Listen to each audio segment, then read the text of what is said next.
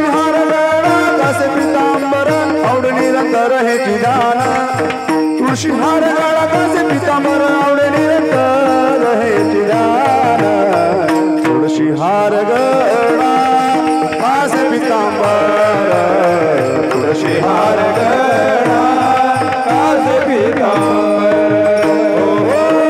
तुळशी हार गळा कसे पितांबर आवड निरंतर हे चिदान तुळशी हार गळा कसे पितांबर आवड निरंतर हे चिदान तुळशी हार गळा कसे पितांबर तुळशी हार गळा कसे पितांबर कसे पितांबर कसे पितांबर कुमारी गोपाल कुमारी जय विठोबार कुमार गोपाल कुमार जय विठोबार कुमार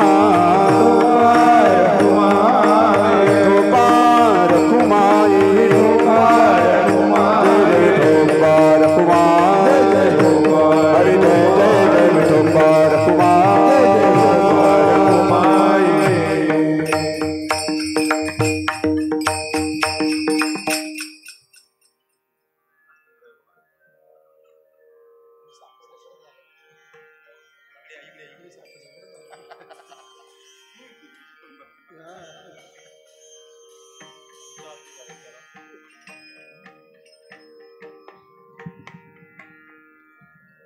उभा करून घ्या दांडी खाली घ्या दांडी खाली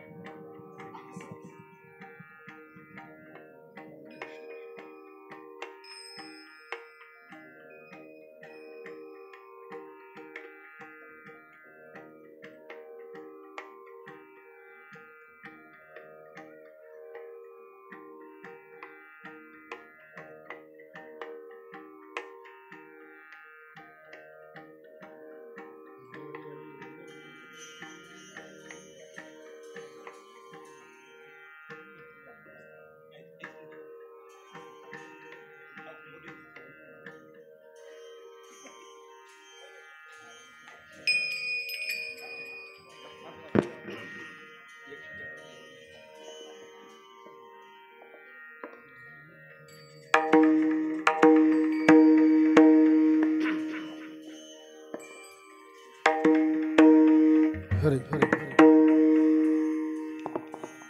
हरि हरि हरि हरि हरि हरि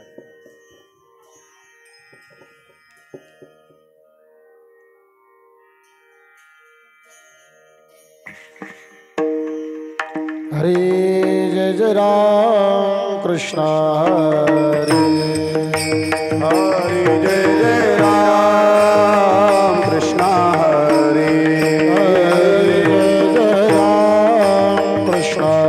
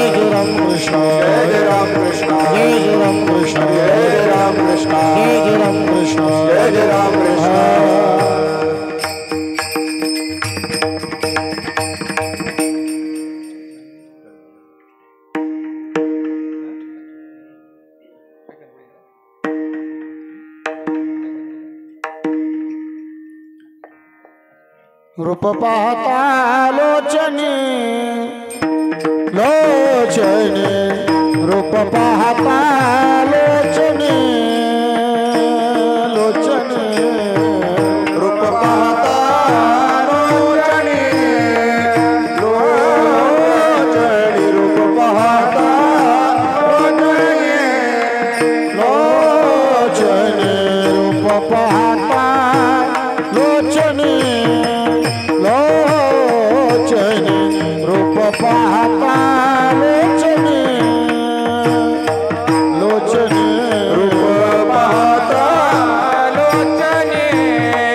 लोचनी रूप पाहता लोचनी सुख झाले ओ सजनी सुख झाले ओ सजनी सजनी तुहा विठ्ठल बरगा तुहा विठ्ठल बरगा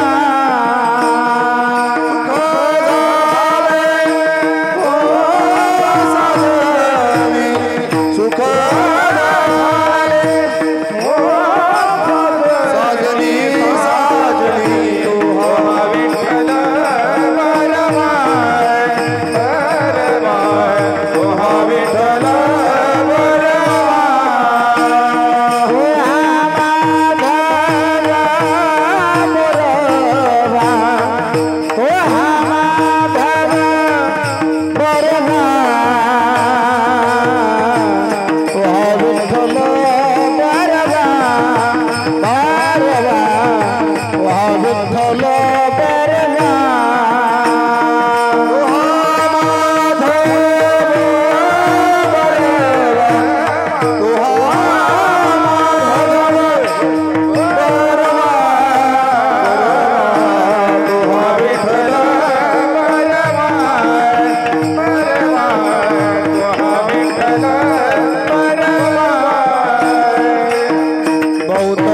सुश्रुताची जोडी जोडी बहुत सुश्रुताची जोडी जोडी सुकृताची जोडी बहुत सुकृताची जोडी मनोर विठ्ठली आवडी मनोर विठ्ठली आवडी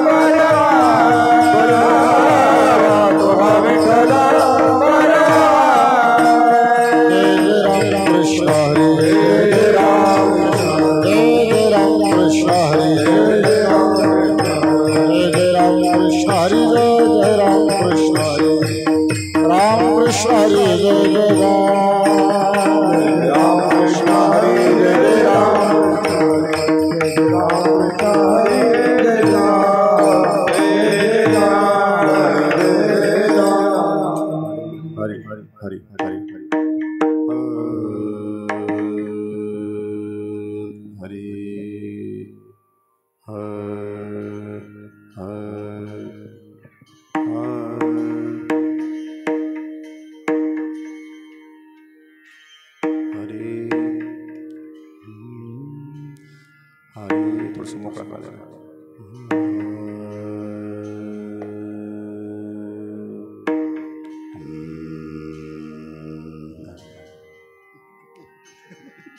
हरी हरी हरी हरी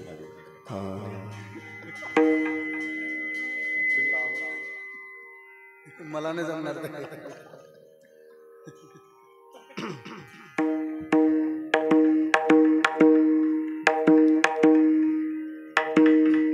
आशीर्वाद तया जाती आवडी चित्ती देवाची, आवडी चित्ती देवाची, आवडी चित्ती देवाची. आशीर्वाद तया जाती आवडी चित्ती देवाची, आवडी चित्ती देवाची, आवडी चित्ती देवाची. आशीर्वाद तया जाती आवडी चित्ती देवाची, आवडी चित्ती देवाची, आवडी चित्ती देवाची. आशीर्वाद तया जाती आवडी चित्ती देवाची, आवडी चित्ती देवाची, आवडी चित्ती देवाची. कल्याणाती असो क्षम, कल्याणाती तो क्षम, कल्याणाती असो क्षम, कल्याणाती असो क्षम, कल्याणाती असो क्षम. वाढे प्रेमागळे, वाढे प्रेमागळे, वाढे प्रेमागळे. कल्याणाती असो क्षम, वाढे प्रेम आगळे, वाढे प्रेम आगळे, वाढे प्रेम आगळे. भक्ती भाग्य गाठी धन त्यान मन जीवासी, त्यान मन जीवासी, त्यान मन जीवासी. भक्ती मागे वाढे धन ध्यान मन जीवासी, ध्यान मन जीवासी, ध्यान मन जीवासी. कल्याणाती असो क्षम, कल्याणाती असो क्षम, कल्याणाती असो क्षम, कल्याणाती असो क्षम, कल्याणाती असो क्षम. वाढे प्रेमागळे, वाढे प्रेमागळे, वाढे प्रेमागळे. कल्याणाती असो क्षेम, वाढे प्रेमागळे, वाढे प्रेमागळे, वाढे प्रेमागळे.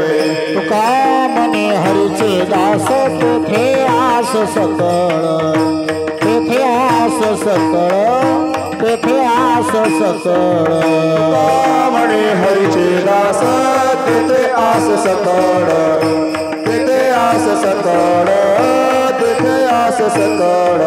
कल्याणाती असो क्षम, कल्याणाती असो क्षम, कल्याणाती असो क्षम, कल्याणाती असो क्षम, कल्याणाती असो क्षम.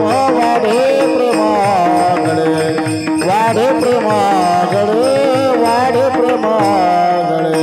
कल्याणाती असो क्षेम, वाढे प्रेम आगळे, वाढे प्रेम आगळे, वाढे प्रेम आगळे. ठोपार खोमाई, पार कुमार, ठोपार खोमाई, पार कुमार, ठोपार खोमाई, पार कुमार, खोमाई, पार कुमार, खोमाई. पार कुमार.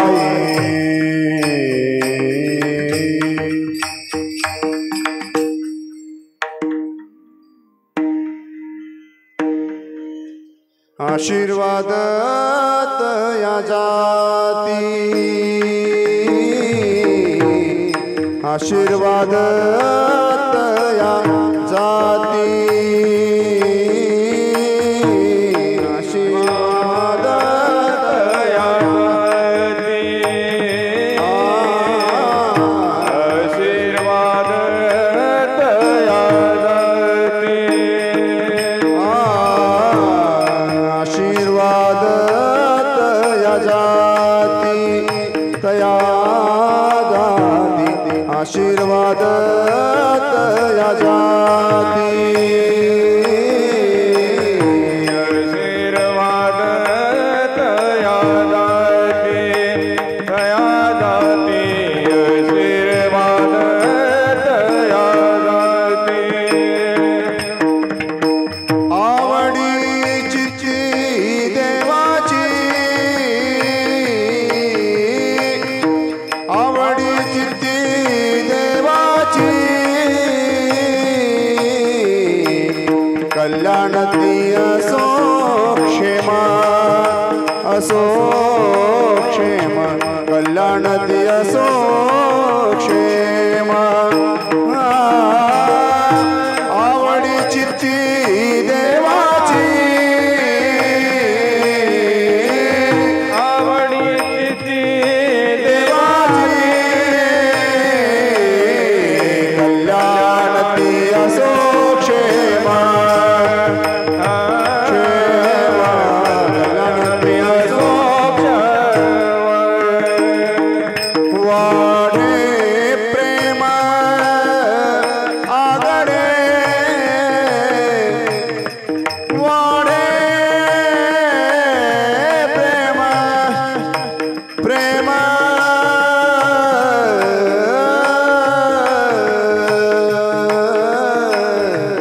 प्रेम प्रेम आगडे प्रेम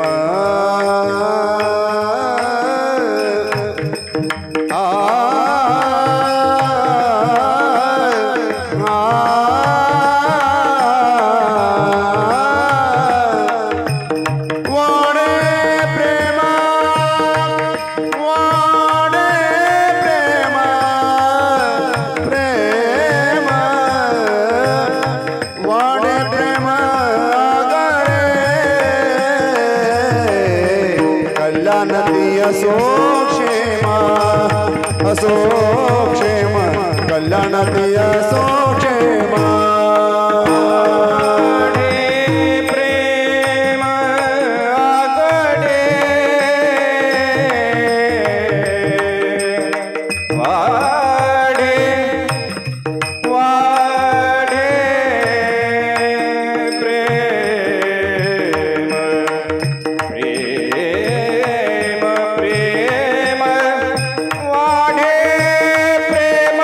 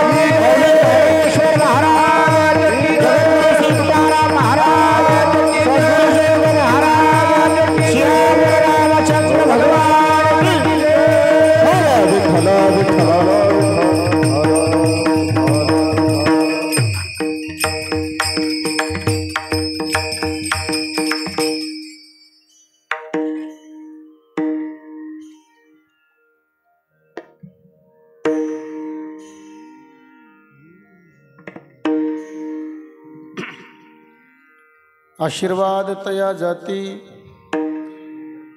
आशीर्वाद तया जाती अवडी चित्ती देवाची, कल्याण ती असो क्षेम वाडे प्रेम आगडे, भक्ती भाग्य गाठी धन त्यान मन जीवासी, कल्याण ती असो क्षेम वाडे प्रेम आगळे, तुका म्हणे हरीचे दास तेथे आस सकळ, कल्याण ती असो क्षेम वाढे प्रेम आगडे, पांडुरंगा करू प्रथमा नमन, करू प्रथमा पांडुरंगा करू प्रथमा नमन, करू प्रथमा नमन, श्री चरणा संतांची या, दुसरे चरणा संतांचिया, दुसरे चरणा संतांचिया, पंचभूताने कथेचा विस्तार, कथेचा विस्तार, पंचभूताने कथेचा विस्तार, कथेचा विस्तार, बाबाजी सद्गुरुदास तुका, बाबाजी सद्गुरुदास तुका, बाबाजी सद्गुरुदास तुका. पांडुरंगा करू प्रथम नमन, दुसरे चरणा संतांची या, त्यांच्या कृपादाने कथेचा विस्तारू, बाबाजी सद्गुरुदास तुका. समचरण सरोजम सांद्र नीलांबुधाभम, जगरणित पाणी मंडनं मंडनाना, तरुण तुलसी माला कंधरं कल्जनेत्रं, सदय धवलहासं विठ्ठलं चिन्तयामि, विठ्ठलं चिन्तयामि. योऽन्त प्रविश्य मम वाचमिमां प्रसुप्तां, सञ्जीवयत्यखिलशक्तिधरस्वदाम्ना, अन्यौश्च हस्तचरणश्रवणत्वगादीन् प्राणान्नमो भगवते पुरुषाय तुभ्यम्.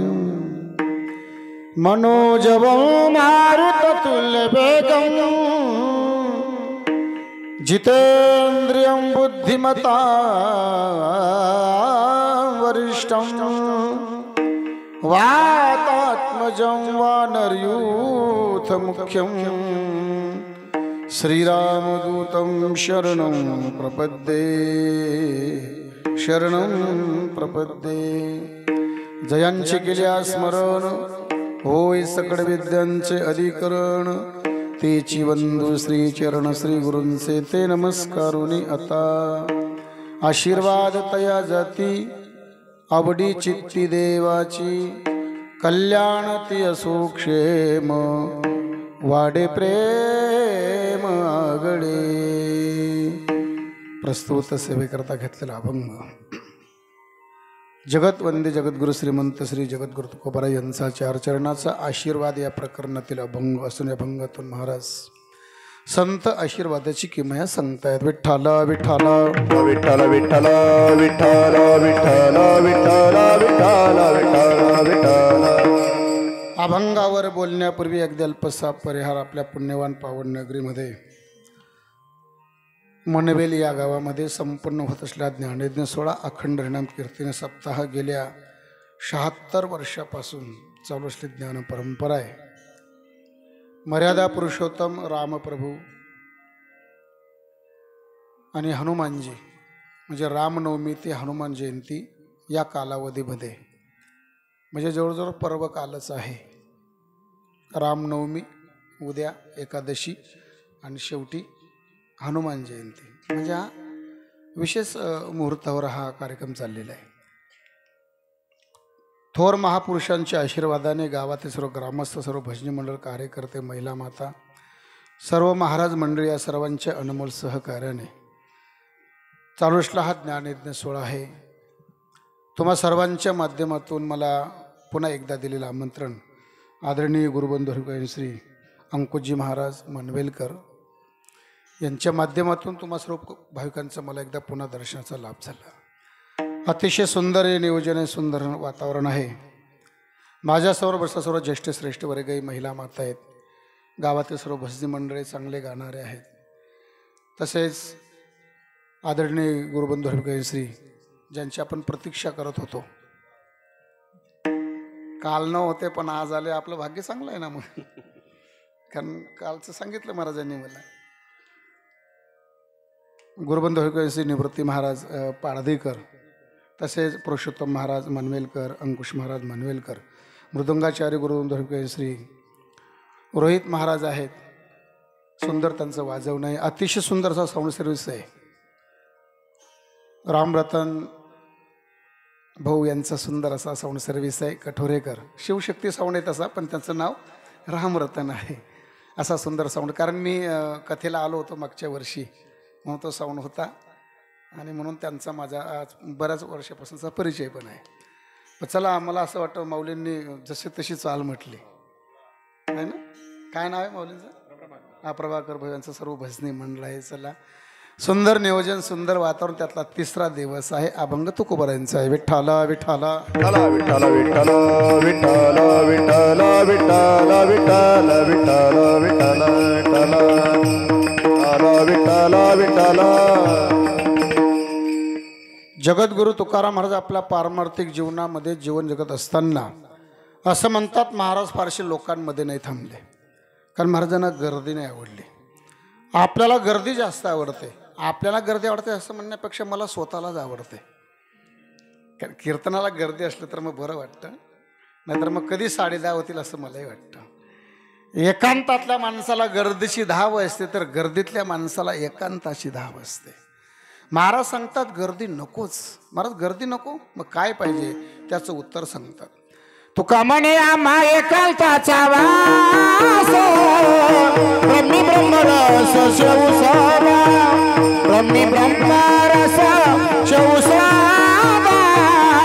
ब्रह्मी ब्रह्मरस शिवसावा. म्हणे आम्हा एकांताचा वास, ब्रह्मी ब्रह्मरस शिवसावा, ब्रह्मी ब्रह्मरस शिवसावा, ब्रह्मी ब्रह्मरस सदा. म्हणे आम्हा एकांताचा वास, ब्रह्मी ब्रह्मरस सेवू सदा, ब्रह्मी ब्रह्मरस सेवू सदा. म्हणे आम्हा एकांताचा वास, ब्रह्मी ब्रह्मरस सेवू सदा, ब्रह्मी ब्रह्मरस सेवू सदा. महाराज सांगतात गर्दी नको, एकांत पाहिजे. एकांताबद्दल बरीचशी प्रमाण आहेत, मला तेवढे पाठ नाहीत, पण 2-3 आहेत. एकांतवासी गंगा स्नाने, एकांताचे सुख देईमज देवा. अनेक प्रमाणापैकी एक प्रमाण असते, ते फार सुंदर आहे. तुमचं सर्वांचंच पाठ आहे. सर्वांचं कसं पाठ झालं तुम्ही ते रेडिओवर ऐकलं जळगाव केंद्रावर. आता रेडिओ बंद झाला आहे, चालू फक्त मन की बात ऐकण्यासाठीच आहे, बाकी रेडिओचं काहीच काम नाही. महाराज सांगता सांगू काय आवडत. येणे सुखे रुचे एकांताचा वास, नाही गुण दो संग येत, वृक्ष बनली आम्हा सोयरी बनसरे. याचा अर्थ की साधू संतांना गर्दी आवडत नाही, एकांत जास्त आवडतो. आणि साधूही त्याला म्हणतात ज्याला एकांत प्रिय असे ज्ञानावर सांगतात. बहु एकांतावरी प्रीती, जया जनपदाची खंती, जाण मनुष्याकार मूर्ती ज्ञानाची तो. ज्याला गर्दी आवडत नाही, ज्याला एकांत जास्त प्रिय असतो, तो खरा साधू असतो. विठ्ठला विठ्ठला विठ्ठला विठ्ठला विठ्ठला विठ्ठला विठ्ठला विठ्ठला विठ्ठला. जगद्गुरु तुकाराम महाराज गावात कमी आणि डोंगरावर जास्त असायचे. त्याचं कारण बी होतं. तुकाराम महाराज जर डोंगरावरून गावामध्ये आले तर गावातले लोक महाराजांना खूप त्रास द्यायचे. आणि महाराज जर गावातून डोंगरावर गेले तर डोंगरावरचे साप आणि विंचू त्यांच्या अंगावरून आनंदाने फिरायचे. अजून एकदा सांगू, गुरुदेवांचं वाक्य म्हणून डबल सांगतो, नाही ते एक गोष्ट डबल सांगण्यात दोष लागतो म्हणे. तुकाराम महाराज डोंगरावरून गावामध्ये आले तर गावातले लोक महाराजांना खूप त्रास द्यायचे आणि महाराज जर गावातून डोंगरावर गेले तर डोंगरावरचे साप आणि विंचू त्यांच्या अंगावरून आनंदाने फिरायचे. मग आता तुम्हीच मला सांगा जास्त विषारी कोण? नाही, मला पुढचं नाही काय सांगायचं. महाराज सांगतात गर्दी नको, एकांत पाहिजे. महाराजांनी दररोजप्रमाणे आपल्या वीणा घेतल्या, चिपड्या घेतल्या. ओट्यावरून अंगणामध्ये उतरत असताना महाराजांना काही माणसं धावपळ करताना दिसली. त्या लोकांना पाहिलं महाराजांना दया निर्माण झाली. प्रश्न असा आहे, लोकांचा महाराजांचा काही संबंध नसताना बाहेरच्या लोकांना पाहिल्यावर दया का वाटायचं? उत्तर असं आहे, दया ही फक्त साधूच्या ठिकाणी जन्माला येते, इतर कुठेही जन्माला येत नाही असं नाथ महाराज सांगतात. दयेशी स्वतंत्र जन्म नाही, दया उपजे साधूचे ठाई, ती जेत उपजे पाही तो साधू जाणावा. आणि संतही त्यांनाच म्हणतात ज्यांच्याकडे दया असते. भूतांची दया हे भांडवल संता, भूतांची दया हे भांडवल संता, दया हे भांडवल संता, भूतांची दया हे भांडवल संता. आपुली ममता, आपुली ममता नाही देहे, काय वाणू आता ना पुरे हिवाडे, काय वाणू आता ना पुरे हिवाडे. ममता आपुली ममता नाही देहे, काय वाणू आता ना पुरे हिवाडे, काय वाणू आता ना पुरे हिवाडे.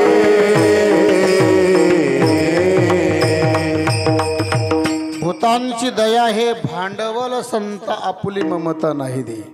संतही त्यांनाच म्हणतात ज्यांच्याकडे दया असते. असं तुकाराम महाराजही म्हटले आणि असं श्री संत मुक्ताबाई महाराज सुद्धा म्हणतात.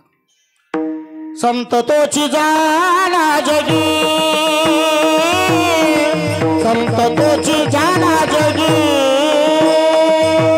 संत तोची जाना जगी, संत तोची जाना जगी. दया क्षमा ज्याचे आएगी, दया क्षमा ज्याचे आएगी, लोभलता गाये मना, लोभलता गाये मना. दया क्षमा ज्याचे अंगी, दया क्षमा ज्याचे अंगी, लोभ अंधारे मना, लोभ अंधारे मना. महाराज सांगता संत तोची दुसरा नाही, संत तोची जाना जगी, दया क्षमा ज्याच्या अंगी. ज्याच्याकडे दया आहे, क्षमा आहे त्याला साधू म्हणतात. आणि ज्याला लोभ नाही आणि ज्याला अहंकार नाही त्याला साधू म्हणतात. विठ्ठला विठ्ठला विठ्ठल विठ्ठल विठ्ठल विठ्ठल. आपणही दया करतो, पण आपल्या दयेमध्ये साधूच्या दयेमध्ये मोठं अंतर आहे. आपण दया करताना कोणावर करतो? अधिक झालं तर स्वतःच्या लेकरावर करतो.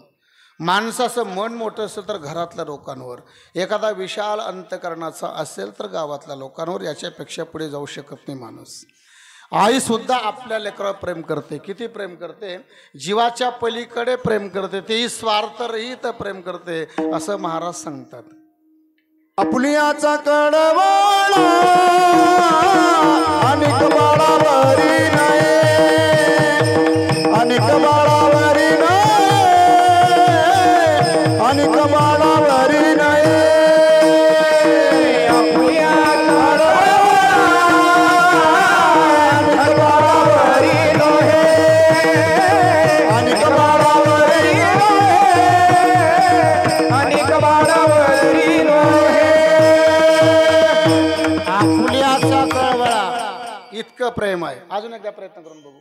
आई आपल्या लेकरावर एवढं प्रेम करते, स्वार्थरहित प्रेम करते, जेही जीवाच्या पलीकडे प्रेम करते. माझा मुलगा मला पुढे वागेल की नाही ह्यापेक्षा सुद्धा जिला कधीच नसते, असं स्वार्थरहित प्रेम करते, असं महाराज काकड्यामध्ये पण सांगतात. तुका म्हणे माता लेकुराचे लेकुराचे हिता लेकुराचे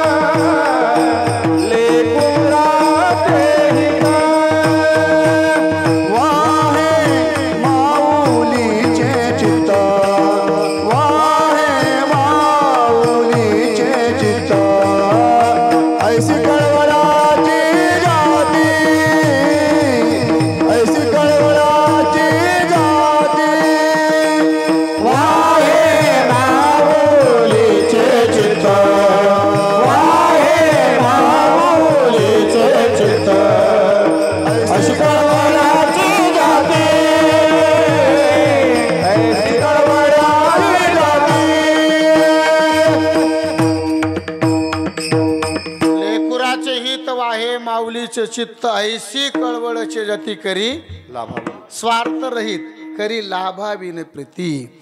माझा मुलगा मला पुढे वागेल की नाही अपेक्षा जिला कधीच नसते तिलाच आई असं म्हणतात. विठ्ठला विठ्ठला विठ्ठला विठ्ठला विठ्ठला. चला, आईचं प्रेम लेकरावर आहे, तुम्हाला मान्य, मला मान्य, महाराजांना सुद्धा मान्य. पण मला असं विचारायचं आहे, आई लेकरावर प्रेम करत असताना स्वतःच्या लेकरावर प्रेम करते का गलीतल्या सर्व लेकरांवर? नेमकं काय आहे? महाराजांनी आताच आपल्याला प्रमाण दिलं होतं सुंदर. आपल्याचा कळवळा आणि का बाळा वरी नये. आईचं प्रेम स्वतःच्या लेकरावर आहे, इतर लेकरांवर नाही. म्हणजे एक संकुचित भाव आहे, एक मर्यादा आहे. मे महिना होता, ऊन खूप होतं आणि आता बी खूपच आहे, आज जास्त होतं. मे महिना होता, ऊन खूप होतं आणि 10-12 पोरं उन्हामध्ये खेळत होते. आईने बघितलं मुलगा उन्हात खेळतोय, मग त्याला आवाज देते, बाळ्या अरे उन्हात खेळू नको, घरी ये. तो बाळ्या म्हणतो, आई मी एकटा नाही ना, हे गलीतलं 10-12 पोरं खेळत आहेत, फक्त मला ऊन लागेल, यांना नाही लागणार का? तर ती आई म्हणते, त्यांना जाऊ दे, मरू दे, फक्त तू घरी ये. बरं, त्यांना मरू दे. त्यांना का मरू दे? कारण ती आपली नाहीत, आपल्याचा कळवळा आणि का बाळा वरी नाही. 6-7 वर्षाचा मुलगा झाला, आईने हातात घेतलं, मराठी शाळेत नेलं आणि गुरुजींना म्हटलं, गुरुजी एवढा मुलगा तुमच्या शाळेत टाका, याला शिकू द्या, नाव टाका. गुरुजी म्हणे टाकून जा. पण त्या बाईनं म्हटलं, म्हणे एक लक्षात घ्या, म्हणे काय? म्हणे हा फार लाडात वाढलेला आहे, अजून याला कोणीच 5 बोटं लावलेली नाहीत. म्हणे मग फक्त याला शिक्षा नका करत जाऊ. ते गुरुजी म्हणे असं असेल तर आत्ताच घरी घेऊन जा. म्हणे काय इथं ठरलं आमचं, शिक्षा केल्याविषयी भागत नाही. मग त्याचं कारण काय? त्याचं कारण आहे, जर शिक्षा केली नाही तर त्याला धाक बसणार नाही, आणि जर धाक बसला नाही तर तो अभ्यास करणार नाही. तुमचं प्रयोजन काय? आमचं प्रयोजन फक्त एवढंच आहे, त्याला धाक बसावा, एवढंच ना. म्हणे हो. मग ती बाई म्हणते, गुरुजी दुसरी आयडिया सांगू का? म्हणे काय? तुम्ही एक काम करत जा, माझ्या मुलासमोर गावातल्या मुलांना भरपूर मारत जा, म्हणजे त्याला धाक वाटेल. समजते तुम्हाला मला काय सांगायचं आहे? आपल्याचा कळवळा आणि का बाळा वरी नये. आईचं प्रेम स्वतःच्या लेकरावर असतं, इतर लेकरांवर नाही. म्हणजे एक संकुचित भाव, एक मर्यादा आहे. अजून एक गंमत म्हणून सांगू का? आई स्वतःच्या लेकरावर जरी प्रेम करत असली तरी सारखं नसतं, त्याच्या थोडाफार काय असतो, फरकच असतो. तुम्हाला पटवून देतो आहे का? मला एक सांगा, आईचं प्रेम मुलावर जास्त असतं का मुलीवर? नक्की कोणावर?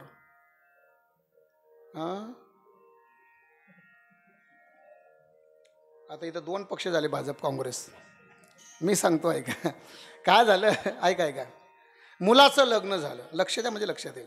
मुलाचं लग्न झालं, लग्न 6 वर्ष झाली, 6 वर्ष त्यांना 2 मुलं झाली, फार जुने झाले.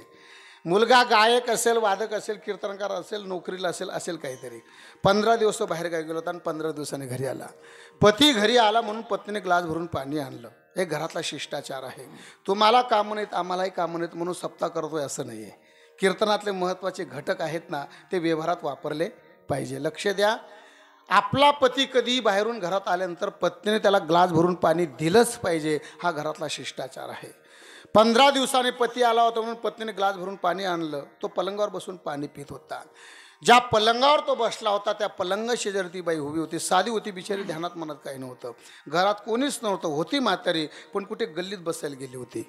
आणि ज्या पलंगावर पती बसला होता त्या पलंगावर ती बाई, त्याची पत्नी सहज बसून गेली जवळ, सहज. तसं मनात काही नव्हतं तिच्या.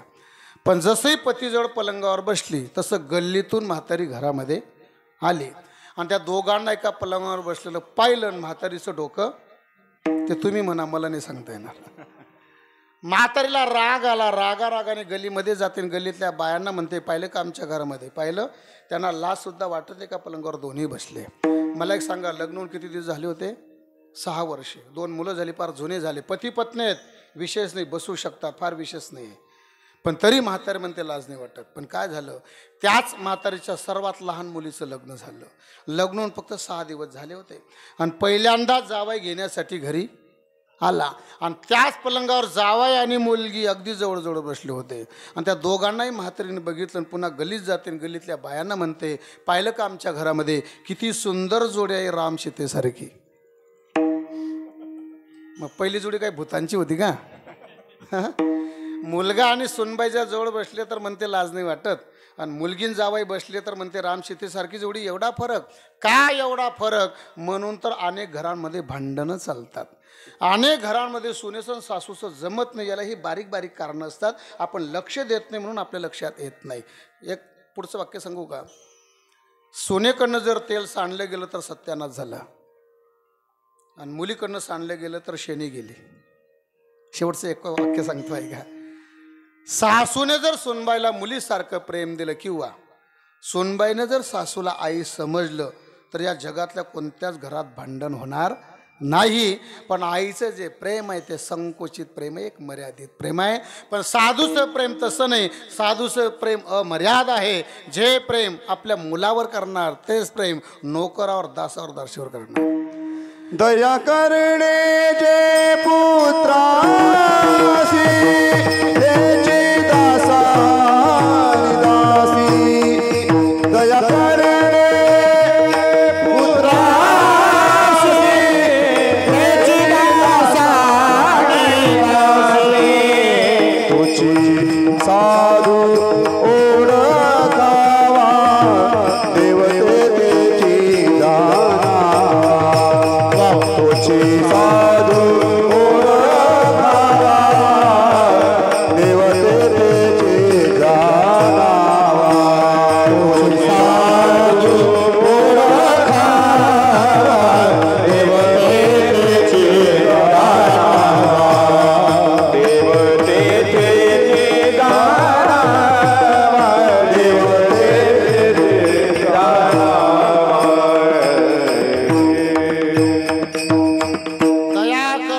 पुत्राशी दुसरं प्रेम नाही, तेच प्रेम दासा आणि दासी. म्हणजे त्या लोकांना पाहिलं म्हणायला म्हटलं, अरे धावपळ करू नका, थांबा थांबा थांबा.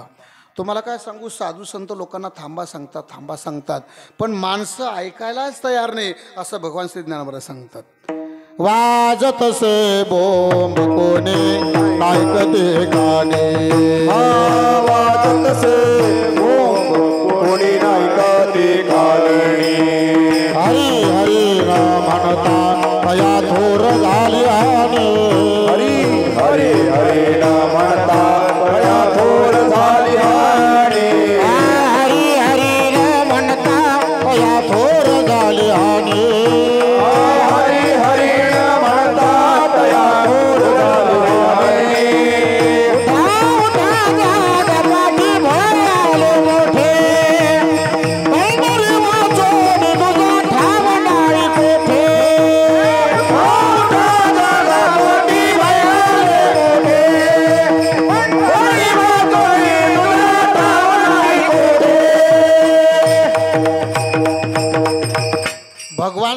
महाराज सांगतात वाजत असे बोंब कोणी नाही कती कानी.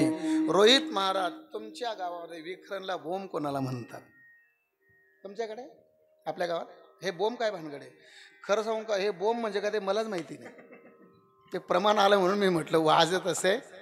पण हा जो रोहित महाराज, पण हा जो बोंब शब्द आहे ना, मी लहानपणी वापरला आहे. या दादापेक्षा लहान असेल तेव्हा. कधी सकाळी सकाळी माझी आजी तेव्हा मला कपमध्ये चहा द्यायची, आणि जर तिने मला अर्धा दिला तर मी सांगायचो अर्धा नकोय. किती पाहिजे? तो बोंब नाही. त्या बोंबचा अर्थ तो फुल. बोंब म्हणजे काय? असं उलटा हात करून जे तोंड ठोकलं जातं त्याला म्हणतात बोंब. आणि ही बोंब दोनदा वाजवतात, एक होळीच्या दिवशी शिमग्याला, आणि एक माणूस मेल्यावर जो मडकं फिरवतो का, त्याने मागच्या मागे मडकं सोडलं की एकदा काय वाजवतो? बोंब वाजवतो. वाजत असे बोंब कोणी नाही के ठिकाणी. लोकांनी लक्ष नाही दिलं. साधू संत ओरडून सांगतात, लोकांनी लक्ष नाही दिलं. मग दुसरा पर्याय काढला कोणता? एकदा लोकांना हात जोडून विनंती करतात, कर जोडून विनवितो तुम्हा तुम्ही वासुदेव वासुदेव म्हणा. कर जोडून विनवितो तुम्हा तुम्ही वासुदेव वासुदेव म्हणा. नका करू संसार श्रमा तुम्ही वासुदेव वासुदेव म्हणा. करू संसार श्रमा तुम्ही वासुदेव वासुदेव म्हणा. नका गुंतू विषय कामा तुम्ही वासुदेव वासुदेव म्हणा. गुंतू विषय कामा तुम्ही वासुदेव वासुदेव म्हणा. तुम्ही आठवा मधुसूदना तुम्ही वासुदेव वासुदेव म्हणा. वासुदेव वासुदेव म्हणा. वासुदेव वासुदेव म्हणा तुम्ही वासुदेव वासुदेव म्हणा. वासुदेव वासुदेव म्हणा तुम्ही वासुदेव वासुदेव म्हणा. वासुदेव वासुदेव म्हणा तुम्ही वासुदेव वासुदेव म्हणा. तुम्ही वासुदेव वासुदेव म्हणा तुम्ही वासुदेव वासुदेव म्हणा. लोकांनी लक्ष दिलं नाही. मग हात जोडून सांगतात, कर जोडून विनवितो. हा जो कर जोडून शब्द आहे, एक अभंगात दोन वेळा आहे. एक सुरुवातीला आणि एक शेवटी आहे. सुरुवातीला कर जोडून विनवितो तू, आणि शेवटी ह्याची माझी विनवणी जोडून या. हात जोडून सांगतात, तरी लोकांनी लक्ष दिले नाही. माझून एक पर्याय काढला कोणता? एकदा लोकांना बाप म्हणून पाहिलं. बाप करा रे बापानो साधन हरीचे. करा रे बापानो साधन हरीचे. करा रे बापानो साधन हरीचे. करा रे बापानो साधन हरीचे. चढी करणीचे करू नका. करणीचे करू नका. चढी करणीचे करू नका. हरिमुखे गाता हर बली चिंता. हरिमुखे गाता हर बली चिंता. हरिमुखे गाता हर बली चिंता. हरिमुखे गाता हर बली चिंता. बोंब मारून पाहिले, हात जोडून सांगितलं, लोकांनी लक्ष दिलं नाही. मग एकदा बाप म्हणून पाहतात. करा रे बापांनो साधन हरीचे. जनी करणेचे करू नका. बाप म्हणतात का? नाही, म्हणत नाही. कधी कधी म्हणावं लागतं. काका दोन लोकांना म्हणतात. एक नात्याने लागतो, त्यांनाही काका म्हणतात. आणि एखादा जास्त डोक्यावरचा असला, सांगून बी ऐकत नाही. शेवटी एक पर्याय, हो काका. एवढ्यात हे म्हणे आवर रे म्हणे. ऐका ना, सांगून बी ऐकत नाही. मग शेवटी एक पर्याय, मग बाप म्हणतात. करा रे बापांनो साधन हरीचे. तरी लोकांनी ऐकलं नाही. मग राग आला. मग शिव्या देऊन पाहिलं एकदा. किती सांगू तरी नायकी पटकीचे. किती सांगू तरी नायकी पटकीचे. पुढे शेंदडीचे रडतील. पुढे शेंदडीचे रडतील. पुढे शेंदडीचे रडतील. ऐकलं नाही लोकांनी, राग आला आणि मग शिव्या देऊन पाहिल्या. शिव्या देतात का? हो देतात. देतात का देतात? नाविलाजाने द्यावे लागतात. मला वाटतं सर्वात जास्त शिव्या एकनाथ महाराजांनी दिल्या. त्या कीर्तनात सांगायला चालत नाही. त्या वाचून घ्यायची आणि समजून घ्यायची. असे सांगितलं म्हणजे लढाई सुरू होईल. ऐका ना, मला असं वाटतं सर्व संतांनी शिव्या दिल्या, फक्त ज्ञानोबांनी शिवी नाही दिली. तुम्ही त्यांचं वाङ्मय तपासा, तुम्हाला कुठे शिवे सापडणार नाही, कुठेच नाही. हरिपाठामध्ये एक दिली, पण ती अतिशय नॉर्मल दिली. कोणती? उपजोनी करंटा याच्यापेक्षा जड भाषा माऊली वापरत नाहीत. विठ्ठला विठ्ठला विठ्ठल विठ्ठल विठ्ठल विठ्ठल आज जोडून सांगतात तरी ऐकत नाही. बोंब मारून पाहिली तरी नाही, शिव्या देऊन पाहिल्या नाही, बाप म्हणून पाहिलं तरी नाही. सर्व पर्याय संपले. म्हणजे जेव्हा सर्व पर्याय संपतात तेव्हा फक्त एकच पर्याय उरतो शेवटचा. कोणता? लागोनी या पाया विनवितो तुम्हाला, लागोनी या पाया विनवितो तुम्हाला,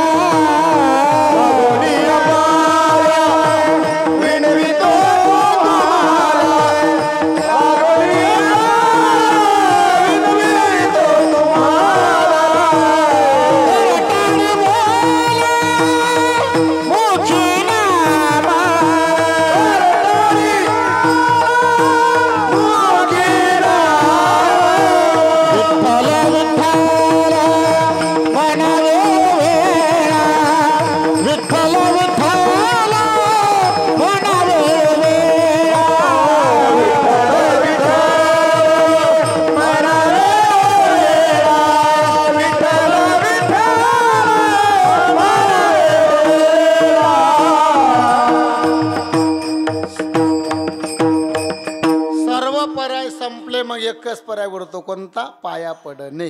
लागून या पाया विनवितो तुम्हाला.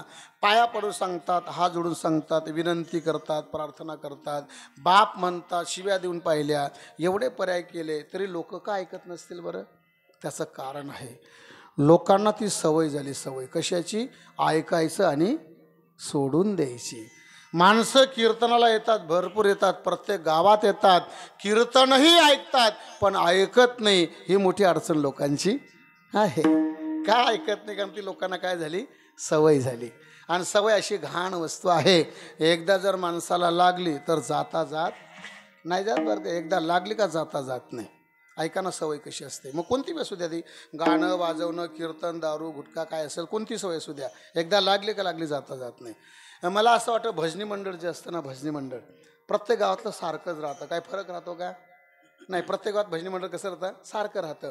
भजनी मंडळामध्ये भांडण कधीच होत नाही. मी अजून पाहिलं नाही. मी दररोज फिरतो, कुठेच पाहिलं नाही अजून.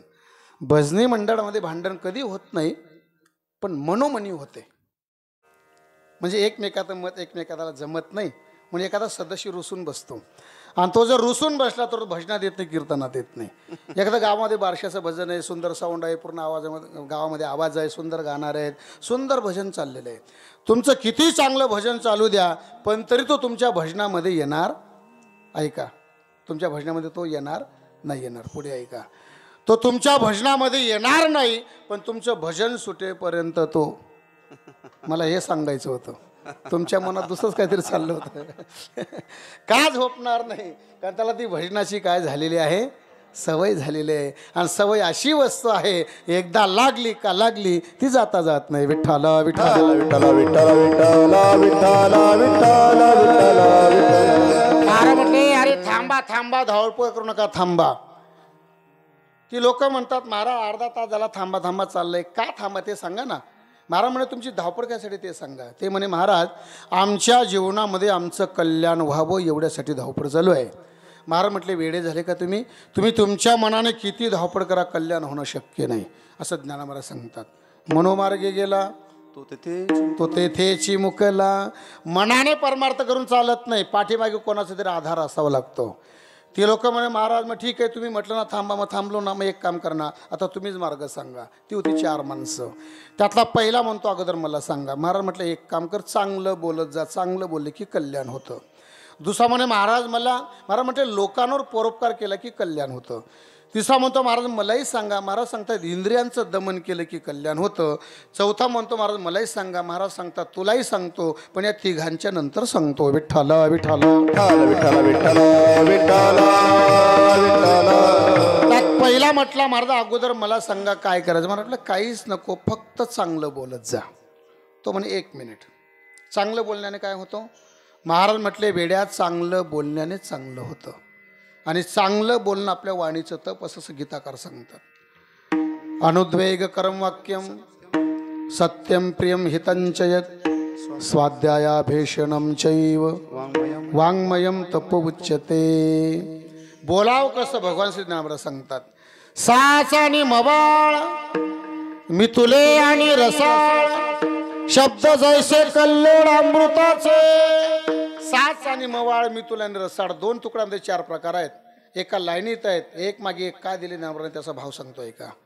पहिला शब्द आहे साच. साच म्हणजे बरोबर, साच म्हणजे सत्य. सत्य म्हणजे खरे. मराठी शाळेमध्ये हे वाक्य लिहिलेलं असतं भिंतीवर. कोणतं? नेहमी खरे बोलावे. आणि देवाचं स्वरूप काय? सत्य तू सत्य तू सत्य तू विठ्ठला का घा दाविला जग. सत्य साच खरे नाम विठोबाचे बरे. शास्त्र तरी काय म्हणतं? सत्यम ब्रुयात प्रेम ब्रुयात न ब्रुयात असत्यम अप्रियम. म्हणजे खरं बोलावं. साच. माऊली तेवढ्यावर नाही थांबले. माऊलींना असं वाटलं अडचणी यायला नको पुढे. मग माऊली पुढे म्हणतात नसतं खरं नाही बोलायचं का, ते ऐकायला मृदू पाहिजे, म्हणजे गोड पाहिजे, मवाळ पाहिजे. साच आणि मवाळ. माऊलींना असं वाटलं काही माणसं खरं बोलतात, खोटं कधी बोलत नाही, खरं बोलतात, पण इतकं कडक बोलतात की दुसऱ्या माणसाच्या अंतःकरणाला भेदून जाईल इतकं कडक बोलतात. खरं जरी असलं पण इतकं कडक नसावं. ऐकायला कसं पाहिजे? ते रुचकर पाहिजे. माऊलीला थोडा संशय गेला. माऊली विचार करतात काही माणसं खरं बोलतात पण गोड बोलत नाही, काही माणसं खूप गोड बोलतात पण खरं बोलत नाही. तसे लबाड बी नको. खरंही पाहिजे आणि गोडही पाहिजे. साच आणि मवाळ. माऊली तेवढ्यावर नाही थांबले.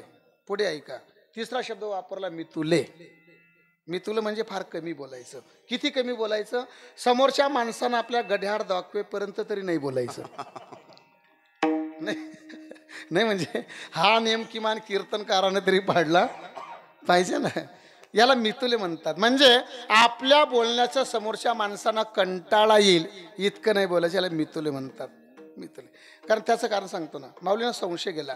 काय माणसं खरं बोलतात पण गोड बोलत नाही, काही माणसं गोड बोलतात पण खरं बोलत नाही.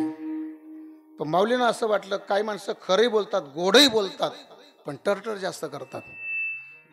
खरंच बरं का. काही माणसं इतकं बोलतात इतकं बोलतात. किती बोलतात? काही माणसं इतकं बोलतात की त्यांना पाहून माणसं गल्या बदलतात. इतकं नाही बोलायचं, याला मितुले म्हणतात. आदरणीय परमपूज्य वैकुंठवासी वेदांत वाचस्पती काव्य तीर्थ आलं लक्षात लगेच जगन्नाथ अण्णा पवार यांनी एकदा सांगितलं होतं बोलण्याला एक मर्यादा असते म्हणे. माणसं बोलताना भान ठेवत नाही, बोलायचं म्हणून पण किती बोलावं याला एक मर्यादा असते म्हणे कुठल्याही क्षेत्रामध्ये.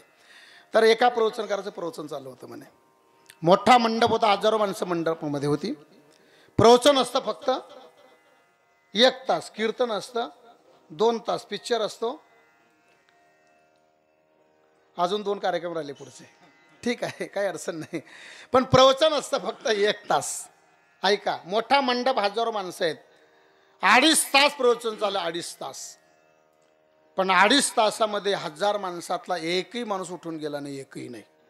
त्या प्रवचनकाराला असं वाटलं मी 2.5 तास बोलतोय, 1च तास प्रवचन असतं, मी 2.5 तास बोलतोय तर एकही माणूस उठत नाही. म्हणजे यांना माझं प्रवचन खूप आवडत असलं पाहिजे. प्रवचन सुटल्यावर कमीत कमी 100 माणसं तरी मला भेटत येत असेल त्याला वाटलं, पण तसं नव्हतं ते. मग त्या गावामध्ये मर्यादा खूप होती. काय मर्यादा होती? कीर्तन पटो का न पटो, म्हणजे आवडो का न आवडो, पण माणसं उठून जाणार नाहीत. अशी काही गावं असतात, त्यातलं ते गाव होतं. पण याला असं वाटलं ज्या अर्थी उठत नाही त्या अर्थी यांना आवडत असलं पाहिजे. पण त्याला स्वतःला असं वाटलं आपण 2.5 तास झाले बोलतोय, आता आपण प्रवचन सोडलं पाहिजे. आणि शेवटी त्याने असं म्हटलं आता मी माझ्या वाणीला पूर्ण विराम देतो. त्याने असं म्हटलं, जशी गर्दी उठली 2 मिनिटामध्ये पूर्ण मंडप खाली झाला. एकही माणूस नाही थांबला. पण एक म्हातारा माणूस काठी टिकत पाया पडायला आला. ते बाबा पाया पडलं. त्या महाराजांनी त्या बाबाला विचारलं, म्हणे बाबा प्रवचन कसं झालं? ते बाबा म्हणे महाराज प्रवचन फार सुंदर झालं. म्हणे लोकांना आवडलं का? म्हणे लोकांना तर खूप आवडलं आणि लोकांना 2.5 तासामध्ये तुमचा शेवटचा शब्द जास्त आवडला म्हणे. कोणता? मी माझ्या वाणीला पूर्ण विराम देतो. लोकांना हेच जास्त आवडलं. विठ्ठल विठ्ठल विठ्ठल विठ्ठल विठ्ठल विठ्ठल विठ्ठल विठ्ठल. म्हणजे बोलावं किती याला काय असते, एक मर्यादा असते. मधुरावाणी ओठी मधुरावाणी ओठी मधुरावाणी ओठी मधुरावाणी ओठी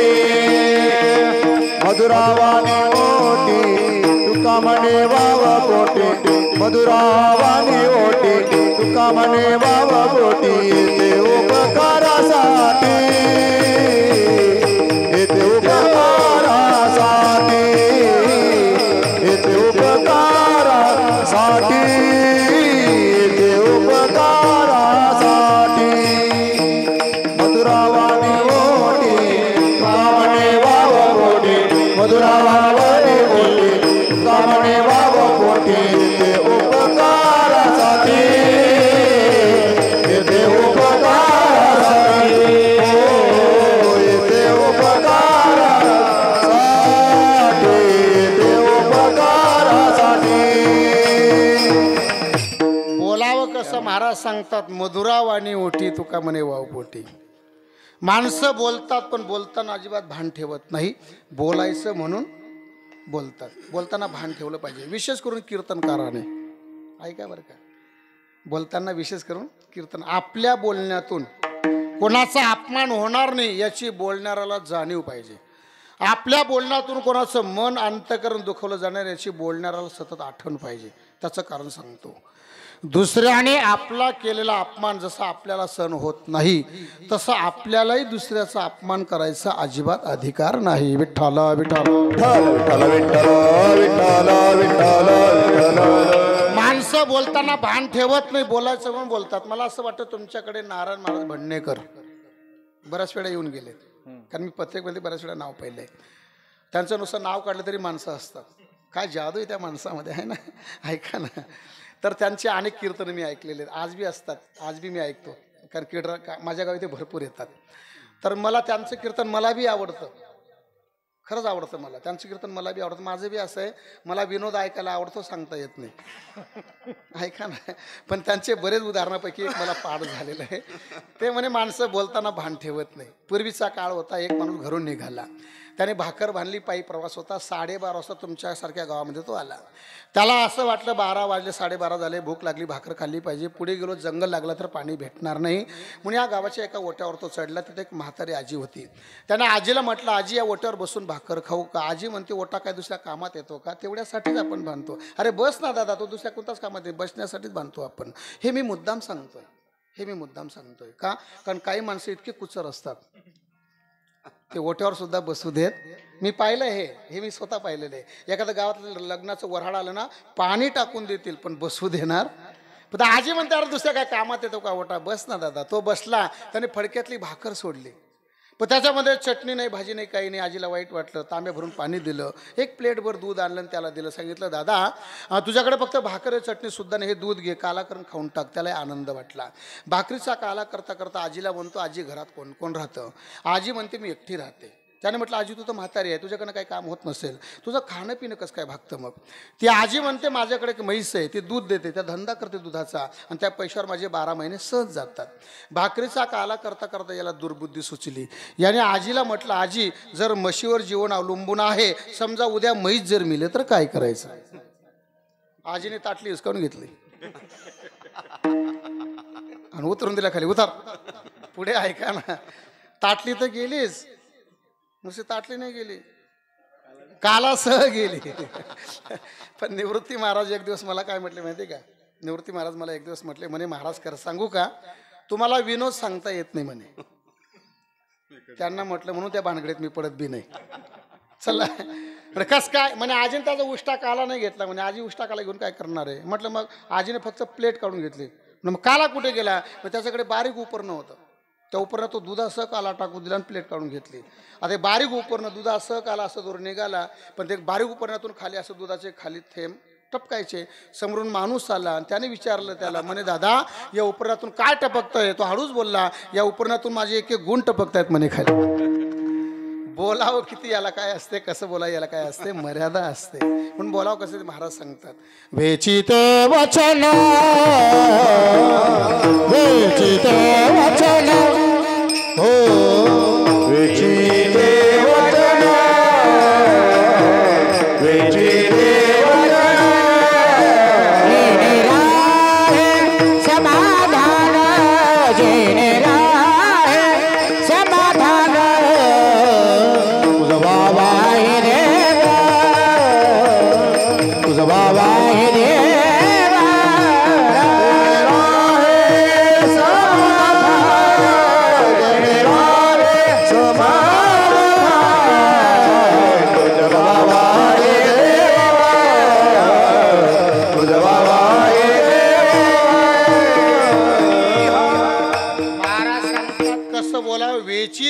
वचन जेने राहे.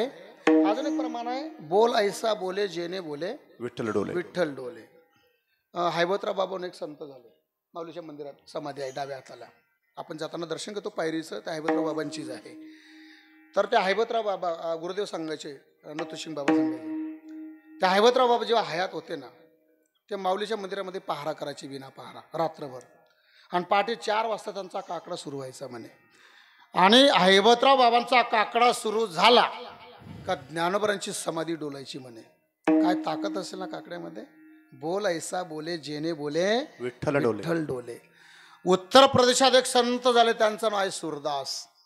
ते जर भजन गायला लागले तर गोपालकृष्ण समोर बसायचा आणि डोलायचा. बोल कन्हैया बोल तुम्हें मैं कौन सा भजन सुनाऊं. बोल कन्हैया बोल तुम्हें मैं कौन सा भजन सुनाऊं.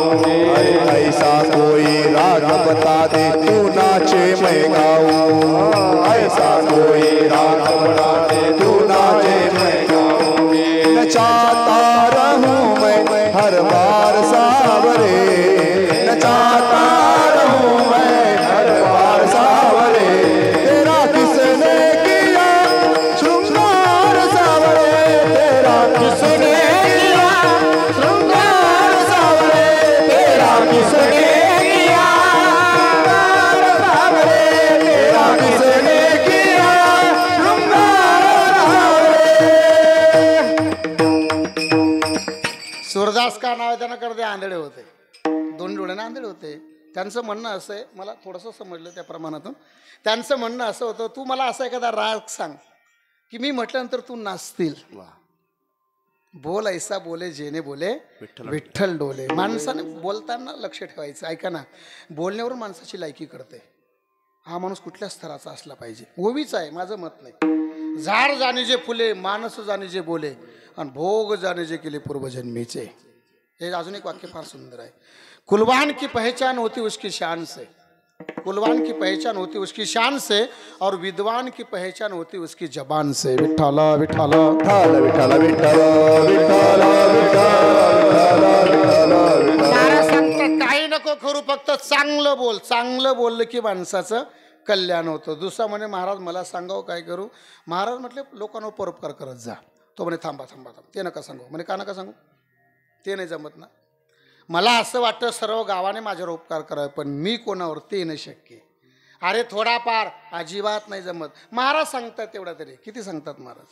तुका म्हणे फार थोडा तरी परोपकार. थोडा तरी परोपकार. तुका म्हणे फार थोडा तरी परोपकार.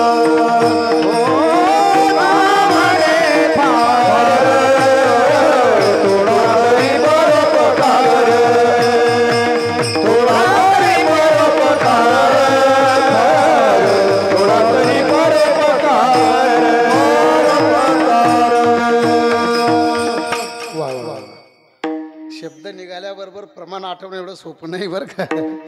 पण ते आठवतं हे त्यांची विशेषता आहे. नुसतं प्रमाण नाही आठवत, त्या प्रमाणाला चाल बी आठवली पाहिजे ना. नाही तर आम्हाला एक येतं तर एक येत नाही. विठाल विठाल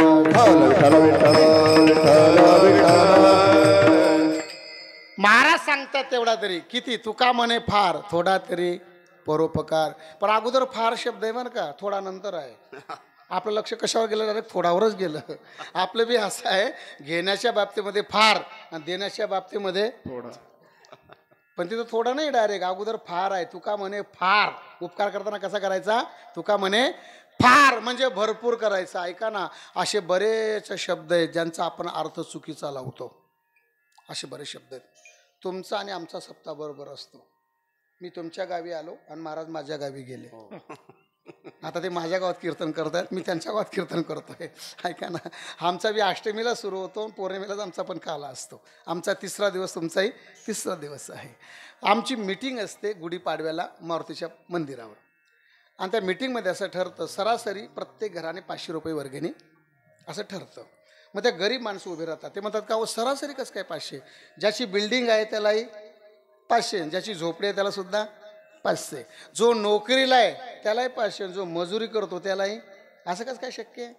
मग ते वर्गणी मागणारे म्हणतात ठीक आहे 500 नका देऊ, 500 नका देऊ पण तुमच्या आईपती प्रमाणे, 500 नका देऊ पण तुमच्या मर्जी प्रमाणे, 500 नका देऊ पण तुमच्या इच्छे प्रमाणे, 500 नका देऊ पण तुमच्या परिस्थिती प्रमाणे, 500 नका देऊ पण तुमच्या समजलं तुम्हाला, तुमच्या यथाशक्ती. आता यथाशक्ती म्हणजे काय भानगडी नेमकं, तर या यथाशक्तीचा अर्थ आपण चुकीचा लावला. चुकीचा कसा लावला माहिती आहे का? अरे नाही 500 तर 200 तरी, नाही 200 तर 100 तरी, नाही 100 तर 50 तरी, नाही 50 तर 21 तरी, नाही 21 तर शेवटी 11 तरी. नाही ना, असा नाही अर्थ होत त्याचा, चुकीचा अर्थ लावला. त्याचा विग्रह करा म्हणजे संधिफोड करा. यथा अधिक शक्ती बरोबर यथाशक्ती. यथा म्हणजे जेवढी आणि शक्ती म्हणजे ताकद. यथा म्हणजे जेवढी, शक्ती म्हणजे ताकद. म्हणजे तुमच्याकडे जेवढी ताकद असेल तेवढी ताकद लावून देण्याचा प्रयत्न करा, याला म्हणतात यथाशक्ती. आणि आपण समजतो 21 नाही ते 11. ऐका ना, एक धर्मनीती सांगतो, फक्त राग मानू नका आणि गैरसमज करू नका. ते गाथ्यामध्ये आले म्हणून सांगतो, हां गाथ्यामध्ये आले म्हणून सांगतो. ऐका, धर्मनीती आहे, अगोदर नीती सांगतो नंतर प्रमाण सांगतो. ऐका, फक्त गैरसमज करू नका, इथंच ऐका आणि इथं सोडा, कोणाला सांगू नका. ऐका, धर्मनीती अशी आहे, ज्याची 1 लाख देण्याची ऐपत आहे, कुठलंही धार्मिक कार्य असेल, मंदिराचं काम असेल, ज्याची 1 लाख देण्याची ऐपत आहे त्याने 100 रुपये देणं चुकीचं आहे. अजून एकदा ऐका, फक्त गैरसमज करू नका. ज्याची 1 लाख देण्याची ऐपत आहे त्याने 100 रुपये देणं चुकीचं आहे. ज्याची 50 रुपये देण्याची परिस्थिती नाही त्याने कर्ज काढून 1000 रुपये देणं हे सुद्धा चुकीचंच आहे. मग बरोबर काय ते तुका मला सांगतात, दाता आणि मागत्याशी धर्मनीती तरी बोलली ऐसी, यथान शक्ती ठाकेल तैशी, बाधी दोघांची विन्मुखता. म्हणजे आपली जशी परिस्थिती असेल त्या परिस्थितीच्या मानाने पैसा दिला पाहिजे. विठ्ठला विठ्ठल विठ्ठल विठ्ठल विठ्ठल विठ्ठल विठ्ठल. याला म्हणतात यथा शक्ती. अजून एक वाक्य आहे, त्याचा गलत अर्थ केला. ऐका, तेवढं सांगून जातो. आपल्याकडे जर पाहुणे जेवायला आले तर घर मालक सोबत असतो, बरोबर असतो, समोर असतो. आणि घर मालक म्हणतो घाई करू नका, गर्दी करू नका, सावकाश म्हणतात ना. असं आज आम्ही दादांकडे जेवायला होतो, असं म्हणतात, घाई करू नका, गर्दी नका, सावकाश जेवा. तर सावकाश जेवा म्हणजे नक्की काय भानगडे? मग म्हणजे घर मालकाला सावकाश जेवा याच्या मागे काय सांगायचंय? तसं जेवणाऱ्याने अर्थ काय काढला माहिती आहे का सावकाश जेवाचा? घर मालक सांगतंय हायगई करू नका, दाबून नाही नाही नाही, घर मालकाला ते ना सांगायचं दाबून का. घर मालकाला हे सांगायचं सावकाश जेवा, मागे जेवा पण जेवताना थोडं भान ठेवा, याला म्हणतात सावकाश जेवा. तुम्ही म्हणाल कसं काय? बघा ना, त्याचा अर्थ सांगतो. स अधिक अवकाश बरोबर सावकाश. स म्हणजे सहित, अवकाश म्हणजे पोकळीक. जो पोकळ भाग असतो ना, उरलेला शेष भाग, त्याला अवकाश म्हणतात. हे जे वर आहे ना, ज्याला आपण आकाश म्हणतो, हे वर आकाश वगैरे काहीच नाही, नुसतं पोकळ आहे. त्याचं मुख्य नाव अवकाश आहे, पण त्याचा शब्द भ्रंश झाला ना अवकाशाचा आकाश झालं.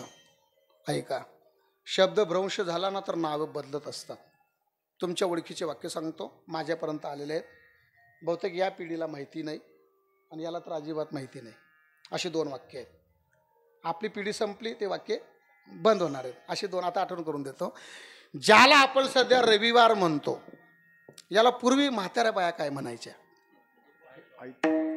बरोबर बरोबर. ज्याला आपण सध्या गुरुवार म्हणतो, याला पूर्वी म्हाताऱ्या बाया काय म्हणायच्या? बिस्तरवार. बरोबर, बिस्तर म्हणजे आथरून. ऐका, त्याचं नाव बिस्तरवार नाही, त्याचं मुख्य नाव आहे बृहस्पतिवार. बृहस्पती कोण आहे? हा देवांचा गुरु आहे, म्हणून त्याचं सुधारित नाव ठेवलं गुरुवार. आयतवार नाही, त्याचं मुख्य नाव आहे आदित्यवार. आदित्य म्हणजे सूर्य, सूर्य म्हणजे रवी, म्हणून त्याचं सुधारित नाव ठेवलं रविवार. म्हणजे शब्द भरून झाला की नावं बरं. तर सावकाश जेवा म्हणजे काय? म्हणजे घर मालकाला हे सांगायचं, जेवा पण जेवताना थोडं भान ठेवा. कशाचं भान ठेवा? पोटातला अर्धा भाग अन्नाने भरा, 25% भाग पाण्याने भरा आणि 25% भाग तसाच रिकामा ठेवा, याला म्हणतात सावकाश जेवा. विठ्ठला विठ्ठला विठ्ठल विठ्ठल विठ्ठल विठ्ठल विठ्ठल. महाराज सांगता उपकार करताना कमी नाही करायचा. तुका म्हणे फार, अगोदर फार शब्द आहे, शेवटी नाविलाजाने म्हणावं लागलं, नाही जमत ना मग थोडा तरी परोपकार. तिसरा म्हणे महाराज अजून पहिलं प्रमाण बी आलं नाही हो, मला सांगा ना. महाराज म्हणे एक काम कर, इंद्रियांचं दमन कर. इंद्रियांचं दमन केलं की माणसाचं कल्याण होतं. तो म्हणे महाराज ते तर फार कठीण आहे. मग इंद्रियांचं दमन करणं फार कठीण आहे, कारण एकदा का विषयाची गोडी लागली त्यांना ते आवरले जात नाही. रोहित महाराज मला हे सांगा, पूर्वी लहान लेकरू रडायला लागलं की त्याला काय द्यायचे? त्याचं रडणं थांबवण्यासाठी काय द्यायचे पूर्वी? चॉकलेट. हां, त्याला खाण्यासाठी एखादं काय द्यायचे? चॉकलेट म्हणा, पोंगा म्हणा. लहान लेकरू रडायला लागलं तर त्याला काय द्यायचे? आता रडायला लागलं तर काय देतात? किती सोपं आहे ना. ऐका ना, म्हणजे त्या लेकरूकडनं जर तुम्ही मोबाईल असा एकदम काढून घेतला तर जागेवर गाडी स्टार्ट होते. कशामुळे? कारण इंद्रियांना ती विषयाची काय लागली? गोडी लागली. आता आवरले जात नाही, परत माघारी आता फिरायला तयार नाही. कधी कधी कंटाळा पण येतो, असं वाटतं नकोच, बघायचाच नाही. वर कपाटावर ठेवून देतो माणूस, फक्त 10 मिनिट राहतो, पुन्हा हात तिथंच जातो, कारण इंद्रियांची गोडी. चला ना, एवढं सोपं नाही ना. पण महाराज सांगतात इंद्रियांचं दमन केलं तर कल्याण, नाहीतर भिवंडीच आहे. हे महाराज कथेमध्ये म्हणत असतात. देखना इंद्रियों के ना घोड़े भगे, इनमें हरदम ये संयम के कोड़े लगे, अपने रथ को सुमार्ग लगाते चलो, कृष्ण गोविंद गोपाल गाते चलो, याद आएगी एक दिन कभी ना कभी, कृष्ण दर्शन तो देंगे कभी ना कभी, ऐसा विश्वास मन में जमाते चलो, कृष्ण गोविंद गोपाल गाते चलो. चौथा म्हणे महाराज मला सांगावं. महाराज म्हणलं तू करतो काय? ते सांगतो म्हणे मी चांगलं बोलतो, इंद्रियांचं दमन करतो, परोपकार करतो, तरी कल्याण नाही. महाराज सर्व आहे तुझ्या जीवनामध्ये, पण एक अडचण आहे. म्हणे काय? जोपर्यंत साधूची तुला भेट होत नाही, साधूचं दर्शन होत नाही, जोपर्यंत साधूची कृपा होत नाही, तोपर्यंत कल्याण होणं शक्य नाही. मग तो म्हणे महाराज तुम्ही कोण आहे? संत, तुम्ही साधू. मग एक काम करणार, इकडे तिकडे भटकण्यापेक्षा तुम्ही द्या ना आशीर्वाद. महाराज आम्ही आशीर्वाद देतो, पण आमचा आशीर्वाद फक्त त्यांनाच जातो. कोणाला? त्या अभंगाच्या पहिल्या चरणात. आशीर्वाद तया जाती, आशीर्वाद तया जाती, आशीर्वाद तया जाती, आशीर्वाद तया जाती, आशीर्वाद तया जाती, आशीर्वाद तया जाती, आशीर्वाद तया जाती, आवडी चित्ती देवाची, आवडी चित्ती देवाची, आवडी चित्ती देवाची, आवडी चित्ती देवाची, कल्याणाती असो क्षेमा, कल्याणाती असो क्षेमा, कल्याणाती असो क्षेमा, कल्याणाती असो क्षेमा, कल्याणाती असो क्षेमा, कल्याणाती असो क्षेमा, कल्याणाती असो क्षेमा, कल्याणाती असो क्षेमा. महाराज आम्ही आशीर्वाद देत नाही असं नाही, आम्ही आशीर्वाद देतो, पण आमचा आशीर्वाद फक्त त्यांना जातो. कोणाला? आशीर्वाद तया जाती. मारे तया जाती म्हणजे नक्की कोणत्या जातीला? माळी, साळी, कोळी, पाटील, धनगर, नक्की कोणत्या जातीला? म्हणजे तुम्ही जातीवाद करताय. मग मला म्हटलं नाही आम्ही जातीवाद नाही करत. कस का नाही करत? तुमचा पेशल अभंग आहे कोणता? माझे जातीचे मज भेटो कोणी. म्हणजे तुम्हाला जातीची माणसं जास्त आवडतात का? मला म्हटलं नाही, तसं नाही. वारकरी संप्रदायामध्ये जातीवादच नाही. वारकरी संप्रदायानं जातीवाद म्हणून टाकला. यारे यारे लहान थोर याती भलती, न पाहे याती कुळाचा विचार, भक्त करुणाकर ज्ञानापायी. जाती आपण वाढवल्या, संतांनी कमी केल्या. आपण वाढवल्या. पूर्वी 2 जाती होत्या का? कोणत्या? अनुसूचित जाती आणि भटकी विमुक्त जात, या 2 जाती होत्या का पूर्वी? नव्हत्या. ह्या आपण निर्माण केल्या. जाती आपण वाढवल्या, संतांनी कमी केल्या. ऐका, वारकरी संप्रदायामध्ये जातीवादच नाही. पुढे ऐका, व्यवहार असा आहे, व्यवहारामध्ये अगोदर जात विचारावी लागते, तर व्यवहार होतो, नाही ते व्यवहार होत नाही.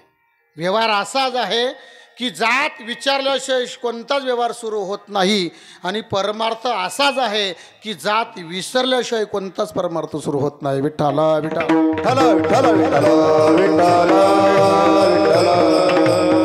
महाराज तुम्ही हा जाती शब्द घातला कस का? मला म्हणतो तुम्ही चुकीचा अर्थ लावताय.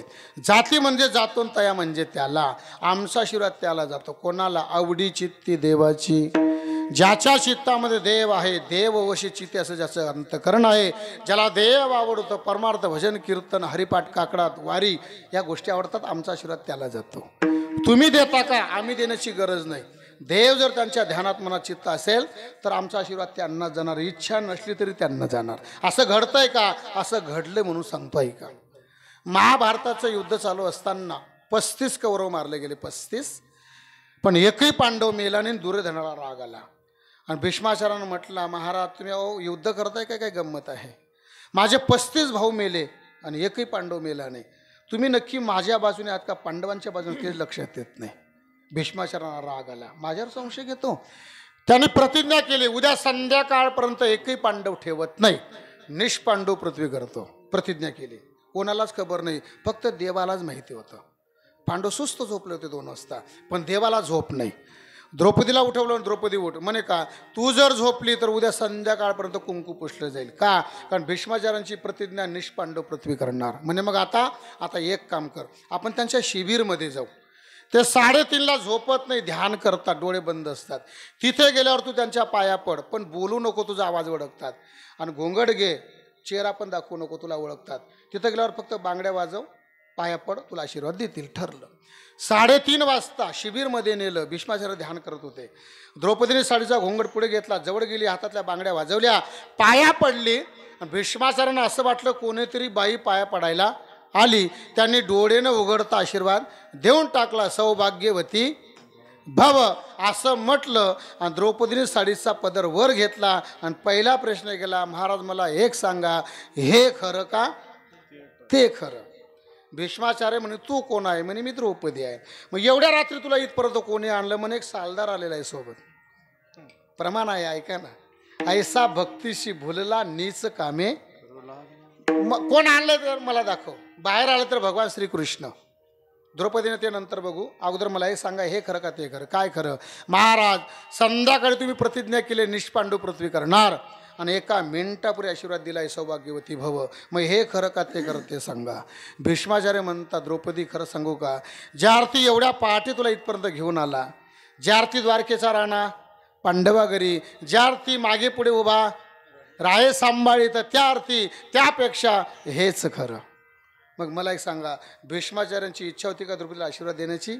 अजिबात नव्हती. आणि जर इच्छा राहिली असती, संध्याकाळी निष्पांडव पृथ्वी करणार अशी प्रतिज्ञा केली नसती. इच्छा असो का नसो, पण देव ज्यांच्या बाजूने आहे, आशीर्वाद त्यांनाच जाणार. आशीर्वाद तया जाती. कोणाला? आवडी चित्ती देवाची. महाराज समजा आशीर्वाद भेटला तर त्याचा काय फायदा होतो का? मोठा फायदा आहे. अभंग अशा दुसऱ्या चरणामध्ये आहे. कल्याणाती आसो क्षेमा, कल्याणाती आसो क्षेमा, कल्याणाती आसो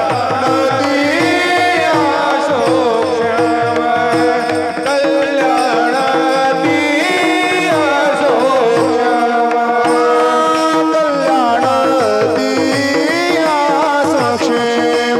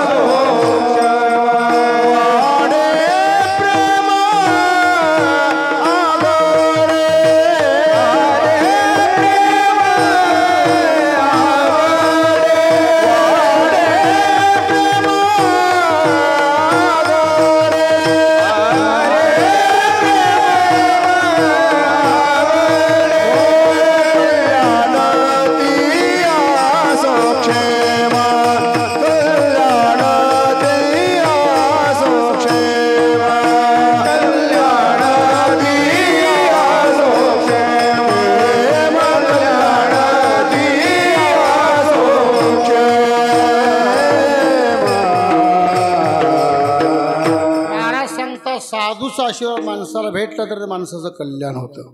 कल्याणती असो क्षेम वाढे प्रेमागडे. कल्याण होतं का? हो होतं. फक्त आशीर्वाद मिळाला पाहिजे साधूचा. गोविंद महाराज केंद्रे ज्यांनी आता सध्या ज्ञानेश्वरी मंदिर बांधायचं म्हणजे वारले ते, पण ते ज्ञानेश्वरी मंदिर ज्यांनी आळंदीमध्ये उभं केलेलं आहे ते गोविंद महाराज केंद्रे. मी त्यांच्या बाबतीत असं ऐकलं आहे, महाराष्ट्रामध्ये त्यांच्या नावाचा शाळेचा दाखला मिळत नाही म्हणे.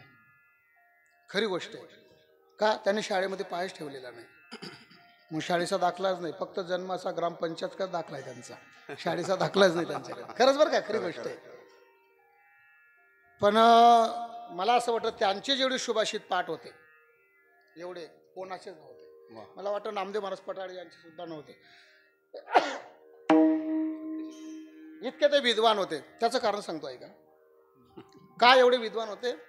त्यांच्यावर ज्ञानोबरांची कृपा झाली आणि महाराष्ट्रातले एक नंबरचे कीर्तनकार.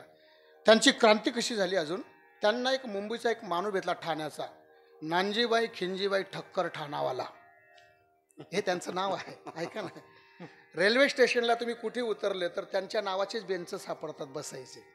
कोणाचे?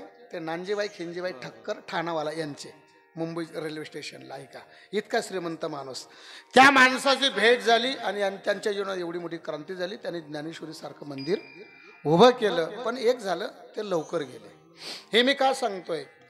शाळेमध्ये पाय ठेवला नाही, पण त्यांच्या इतका विद्वान कुठलाच कीर्तनकार नव्हता त्या काळामध्ये. एकच काय शक्य आहे, साधूची कृपा झाली की सर्व शक्य आहे. एक गोष्ट सांगतोय का, एक अत्यंत गरीब बाई एका श्रीमंत माणसाकडे भांडे घासायची. तिला 7 वर्षाचे लेकरू होतं, ते घरी असायचं. ज्या मालकाकडे भांडे घासायला मालकाकडे जेवण करायचे. दिवाळीचा सण आला, सर्व गावामध्ये पुरणपोळी होती, मालकाकडे होती. मालकाने वाढून दिली, ती बाईने त्या ताटामध्ये पुरणपोळी बघितली, तिला रडायला लागली. मालक म्हणतो, ताई दररोज भाजी भाकर आनंदाने खाते आणि आज पुरणपोळी असल्यावर रडते, असं कसं काय? ती बाई म्हणते, दादा तुम्हाला माहिती आहे, मला एक लहान लेकरू ते घरी आहे, तुम्हाला माहिती आहे, तुम्ही पाहिलं नाही, मी कधी आणलं नाही. अख्ख्या गावात पुरणपोळी आहे, मी तुमच्या घरी खाणार, अख्खं गाव खाणार, पण माझ्या लहान लेकराला भेटणार नाही ना, आणि माझ्या लेकराला जर भेटत नसेल तर मला गोड लागणार नाही. म्हणे मग आजच्या दिवस मी तुमच्या घरी न जेवता घरी जाऊन जेवली तर चालेल का? घरी घेऊन जाऊ का? मालक चांगला होता, घेऊन जा. डबल घे. 2 पुरणपोळ्या घेतल्या, घरी गेले, आपल्या लेकराचा आनंदाने जेवली. कधी न पाहिलेला पदार्थ पुरणपोळी त्या लेकराला खूप आवडली. गरीबाचा मुलगा, त्याने खूप काढली आणि दुसऱ्या दिवशी आईला म्हटलं, आई कालची पुरणपोळी फार सुंदर होती. म्हणे मग मला आज सुद्धा काय पाहिजे? पुरणपोळी पाहिजे. आईने म्हटलं, ती माझी परिस्थिती नाही, मी तुला देऊ शकत नाही. त्याने हट्ट धरला, पाहिजे म्हणजे पाहिजे. 2-4 रुपये होते, सर्व साहित्य आणलं, बनवली, दिली त्याला, त्याने खाल्ली, त्याला खूप आवडली. आणि तिसऱ्या दिवशी म्हटलं, आई दोन्ही दिवसची पुरणपोळी फार सुंदर होती, म्हणून मला अजून काय पाहिजे? नाही एवढंच नाही, आता येथून पुढे भाजी भाकरच नको. मग काय पाहिजे? आईला राग आला, त्याला मारायला लागली. नुसती मारत नाही, मारता मारता रडायला लागली. मारते आणि रडते दोन्ही क्रियासोबत. त्याचं कारण आहे, मारते याच्यासाठी परिस्थिती नसताना आग्रह धरतो म्हणून मारते, आणि रडते याच्यासाठी एकुलता एक लेकरू पण इच्छा पूर्ण करू शकत नाही म्हणून रडते. समोर माणूस बसला होता, धावून आला. त्यानं म्हटलं, ताई अगं नको मारू, का मारते? लहान लेकरू काय चुकलं का? त्या बाईने हकीकत सांगितली. हा म्हणतो पुरणपोळी कुठून देऊ? त्या माणसानं म्हटलं, की आयडिया सांगतो, याला पैठणला सोडून या एकनाथ महाराजकडे. तिथं दररोज पुरणपोळी असते, देवाला नैवेद्य. विजय पांडुरंग आहे त्यांचा, त्याला दररोज नैवेद्य असो पुरणपोळीचा, तिथं सोडून या. पैठणला गेली. नाथ महाराज म्हटलं, महाराज हा माझा एकुलता एक मुलगा, याला पुरणपोळी जास्त आवडते, मी गरीब आहे, देऊ शकत नाही, पण मी असं ऐकलंय की तुमच्याकडे दररोज असते म्हणे, एवढा माझा मुलगा तुमच्याकडे ठेवणार का? नाथ महाराज म्हटलं, काय अडचणी राहू दे आमच्याकडे, कारण आमच्याकडे त्याला करमून जाईल. कसं काय करमून जाईल? कारण आमच्या सप्ताहामध्ये कार्यक्रम भरगच्च असतात. काय कार्यक्रम असतात? पहाटे 4 ते 6 काकडा, 8 ते 11 पारायण, 11 ते 12 गाथा भजन, 2 ते 5 पारायण, 5 ते 6 हरिपाठ, 9 ते 11 आमच्याकडे कार्यक्रम भरगच्च असतात, राहू द्या त्याला. त्याने आईला म्हटलं, आई यांनी फक्त दिवसभराचे कार्यक्रमच सांगितले. समजलं तुम्हाला? मध्ये पुरणपोळीचं नाव सुद्धा काढलं नाही. मी नाही थांबणार. महाराज म्हटलं, भेटेल तुला, थांब थांब थांब. त्याने आईला म्हटलं, आई इकडे इकडे. म्हणे काय? म्हणे अगोदर त्यांना बोली करून घे. कशाची? मी यांच्या कोणत्याच कार्यक्रमात हजर राहणार नाही, भजन नाही, कीर्तन नाही, काकडा नाही, हरिपाठ नाही, कुठेच येणार नाही. मला फक्त काय पाहिजे? पुरणपोळी. आई म्हणते, तू इथं ठेवायच्या लायकीचा नाही, घरी चल. जायला लागली. नाथ महाराज होत आहे, काय अडचण आहे? महाराज हा म्हणतो कोणत्याच कार्यक्रमात येणार नाही, फक्त पुरणपोळी पाहिजे. कसं काय ठेवणार? तुम्ही टेन्शन नका घेऊ, राहू द्या आमच्याकडे. कारण आमच्याकडे सर्व पट्टीचे आहेत, गाणारे पट्टीचे, वाजवणारे पट्टीचे, ऐकणारे, साऊंडवाले सर्व पट्टीचे आहेत. आमच्याकडे एकच कमी पडतो, कोणता? आणि भेटला ना मला, राहू द्या ना बघू दिवसात. तो म्हणे महाराज थांबेल, पण मला टाईम सांगा किती वाजता देणार. म्हणे 11 वाजता देणार आणि रात्री 8 वाजता. मला बोलवणार का? मी तुला आवाज दिलं का जेवायला यायचं. त्याचं नाव होतं गावबा. आणि झोपला तो मंदिरामध्ये. पहाटे 4 वाजता काकडा सुरू झाला आणि त्याला पकवाजाचा आवाज आला. त्याला असं वाटलं काहीतरी वाजायला लागलं. त्याने अशी गोधडी उघडून पाहिली. त्यानं पाहिलं काकडा, जागेवर वाकडा, उठलाच नाही. पण 11 वाजता त्याला आवाज दिला, गावबा. गावबा म्हटल्याबरोबर गोधडी फेकली, जेवायला हजर. रात्री हजर, दिवसा हजर, 2च कामं. उठला का जेवायचा आणि जेवला की परत. पण माणूस स्वतः झोपू शकत नाही, पाठ दुखते. आणि जर मध्येच जाग आली तर व्यायाम करायचा. 3च कामं, खाणं, झोपणं, व्यायाम. 15 वर्ष खेळ चालला. 15 वर्षामध्ये इतका मोठा पैलवान झाला, त्याला तोडीला कोणी नव्हता, इतका मोठा पैलवान झाला. पण एकनाथ महाराज भावार्थ रामायण सांगत होते. ते अर्ध झालं होतं आणि अर्ध राहिलेलं होतं. म्हणजे पूर्वार्ध झालं, उत्तरार्ध बाकी होतं. आणि एकनाथ महाराज लोकांना म्हटले, आता 2 दिवसावर षष्ठी येते ना, तर या षष्ठीला मी जल समाधी घेणार आहे. लोक म्हणे महाराज रामायण सांगतो म्हणून एवढी गर्दीत होती. तुम्ही जर जल समाधी घेतली तर राहिलेलं पुढचं रामायण कोण सांगणार आम्हाला? महाराज म्हणे फक्त सांगणारा पाहिजे ना. म्हणे हो, मग आहे ना आपल्याकडे एक जण सांगणारा. म्हणे कोण? म्हणे गावबा. ते लोक म्हणे तो काय गावबा, तो काय सांगणार आहे? अहो तो खातो झोपतो, तो काय सांगणार आहे? टेन्शन नका घेऊ, फक्त सांगणारा पाहिजे ना. दिला त्याला आवाज. नेमके दुपारचे 2 वाजले होते. त्याला आवाज दिला, गावबा. गावबा म्हटल्याबरोबर गोधडी फेकली. त्याला ती सवय झाली होती. पण त्याने घडी पाहिली, 2च वाजले. मध्येच कसं काय पुरणपोळी? आज टाईम बदलला की काय? तो म्हणे महाराज आज टाईम बदलला का? महाराज म्हणे टाईम नाही बदलला, आता नियम बदलला. काय नियम बदलला? पुरणपोळी बंद. म्हणे मग आता फक्त ग्रंथ. काय भानगडे ग्रंथ? अरे म्हणे मी भावार्थ रामायण सांगतोय. ते अर्ध झालं ना, अर्ध राहिलं आहे. पूर्वार्ध झालं, उत्तरार्ध बाकी आहे. 2 दिवसावर षष्ठी येते, मी जल समाधी घेणार आहे. म्हणे मग राहिलेलं पुढचं अर्ध रामायण येथून पुढे लोकांना आता तू सांगायचं आहे. आणि मग गावबा रडायला लागला. त्यानं म्हटलं महाराज टिंगल करतं का माझी? अहो शाळा पाहिली नाही, लिहिता येत नाही, वाचता येत नाही, भजन नाही, कीर्तन, हरिपाठ नाही, काकडा नाही, कुठे झालो नाही. नाथ बाबा खरं सांगू का, मला देवसुद्धा माहिती नाही. मला फक्त एकच माहिती आहे, एकनाथ महाराज. याच्यापेक्षा मला दुसरं काहीही कळत नाही. नाथ महाराज म्हटले माझ्यावर विश्वास आहे का तुझा? तुमच्यावर तर पक्का विश्वास आहे. काढ जीभ बाहेर. त्याने जीभ बाहेर काढली. त्या जिभेवर नाथ महाराजांनी असा राम अक्षर काढायचा नुसता भास केला. तुम्ही जीवनामध्ये कधीतरी एकदा तरी भावार्थ रामायण वाचून बघा, एकदा तरी वाचून बघा. जसं अर्ध रामायण पूर्वार्ध एकनाथ महाराजांनी लिहिलेलं आहे, तसं राहिलेलं पुढचं अर्ध रामायण उत्तरार्ध त्या गावबाने लिहिलेलं आहे. तुम्ही म्हणाले कसं काय शक्य आहे? मग ही जादू साधूच्या कृपेमध्ये आहे. आपणा सारिके करीती तात्काळ, नाही काळ वेळ तया लागी. कृपा कटाक्षण हाडिले, आपुले पदी बैसाविले. बापा रखुमा देवी वरू विठ्ठले, भक्तादी झाले वरदान. कृपा कटाक्षण हाडिले, आपुले पदी बैसाविले. बापा रखुमा देवी वरू विठ्ठले, भक्तादी झाले वरदान. वा वा. कृपा कटाक्ष निहाळीनं आपल्या पदी बैसविले, एवढा अधिकार आहे. मुळी पण आहे ज्ञानोबरांची, मला असं वाटतं. दिठी जयावरी झडके, क्या पद्म कुरु माठा पारुके. तो जीवची परे तुके महेशेसी. तुझ्या स्नेहाची वागेश्वरी, जरी मुकिया ते अंगीकारी, तरी वाचस्पतीशी करी प्रबंध होडा. विठ्ठला विठ्ठला विठ्ठला विठ्ठला विठ्ठला विठ्ठला विठ्ठला विठ्ठला विठ्ठला. म्हणजे साधूच्या कृपेमध्ये एवढी ताकद आहे. माणसाला साधूचा आशीर्वाद प्राप्त झाला तर माणसाचं कल्याण होतं. कल्याण ती असोक्षेम, वाडे प्रेम आगडे. विठोबा रखुमा. हरी जय जय विठोबा रखुमा, विठोबा रखुमा, विठोबा रखुमा, विठोबा रखुमा, विठोबा रखुमा, विठोबा रखुमा,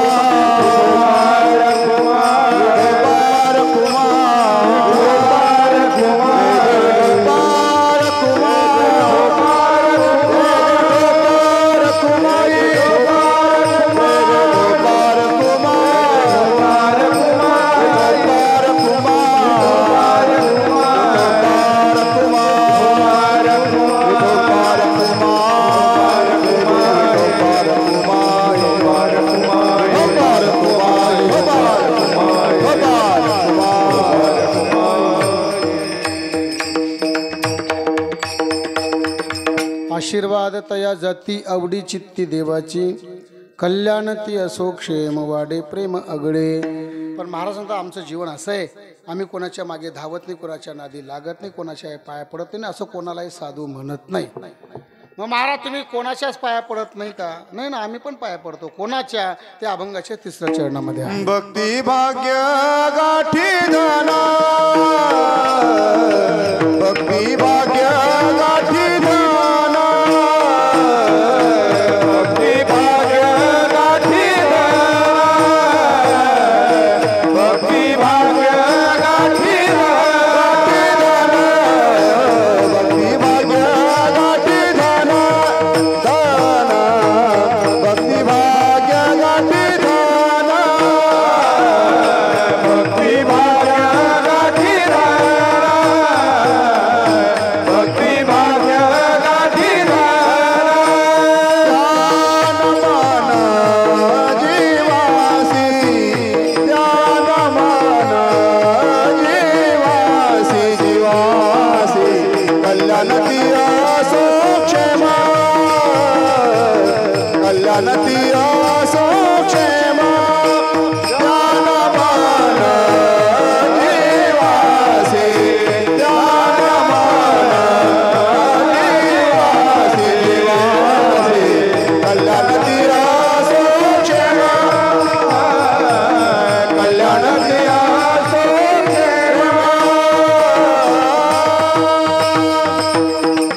महाराज आम्ही अशा कोणाच्या मागे धावत नाही, कोणालाही साधू म्हणत नाही, कोणाच्या पाया पडत नाही. एकदा भांडण झालं होतं तुकाराम महाराजचं देवाशी. देवा, तुला जर माझं काय बरं वाईट करायचं असेल तर तू करू शकतो, पण तू म्हणशील याच्या पाया पड, त्याच्या पड, त्याच्या पड, मी नाही पाया पडणार. करसी ते देवा करी माझे सुखे, वरी मी त्यासी मुखे न म्हणे संत, वरी मी त्यासी मुखे न म्हणे संत. करसी ते देवा करी माझे सुखे, वरी मी त्यासी मुखे न म्हणे संत, वरी मी त्यासी मुखे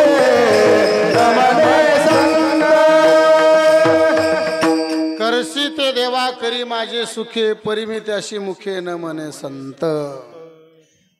एक विशेष आहे बरं का, तुकाराम महाराज जीवनामध्ये कोणालाच नाही घाबरले, कोणालाच नाही, ना समाजाला, ना भाऊबंदकीला, ना राजाला, ना देवाला, कोणालाच नाही. नाही भीड भार तुका म्हणे साना थोर, तुका म्हणे साना थोर, नाही भीड भार तुका म्हणे साना थोर.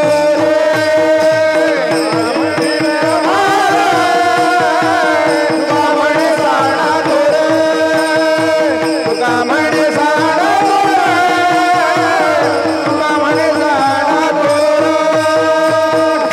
नाही भीड भार तुका म्हणे साना थोर. लहान मोठा कोणाला नाही घाबरले, कोणालाच नाही. का तुकाराम आज घाबरले असतील फक्त संतांना. मज ते हसतील संत जिही देखील येती मूर्तिमंत. म्हणजे तुकारामाला असं म्हणायचं होतं, मला अख्खं जग हसलं तरी चालेल, फक्त संत हसायला नको, एवढं त्यांचं म्हणणं होतं. फक्त संत हसायला नको. अजून एक पुढे वाक्य सांगतो. भजनामध्ये, कीर्तनामध्ये, व्याख्यानामध्ये किती लोकांनी टाळ्या वाजवल्या त्याला फार किंमत नाही. जाणकार लोकांचं काय म्हणणं आहे त्याला जास्त किंमत असते. हजारो लोकांनी टाळ्या वाजवल्या, पण जाणकार माणसाने गालामध्ये नुसतं स्मित हास्य जरी केलं तरी वक्त्याचा अपमान होतो. ऐका ना, एक खेडेगावातला एक गायक गाता गाता मोठा झाला. त्याचं तालुका पातळीवर त्याचा कार्यक्रम जिल्हा पातळीवर गेला. एवढं नाही, महाराष्ट्रात त्याचं नाव झालं. एका त्याचं नशीब चांगलं जसं इंदुरीकरचं आहे. ऐका ना, खेड्यातला काय गाता गाता इतका मोठा झाला. आपला सवाई गंधर्वचा कार्यक्रम असतो पुण्याला, 12 महिन्यातून एकदा सवाई गंधर्वचा कार्यक्रम असतो. त्याचा नंबर त्याच्यात लागला, पहिला नंबर त्याचा, पहिल्या दिवशी पहिला नंबर त्याचा. आणि त्याला अभंग घेतला रूप पाहता.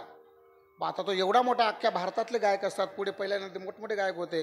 पंडित भीमसेन जोशी, सुरेश वाडकर, अजित कळकळे, कल्याणजी खंडाळकर असे मोठमोठे गायक पुढे पहिल्याला नेत. लता मंगेशकर असे मोठे गायक बसले.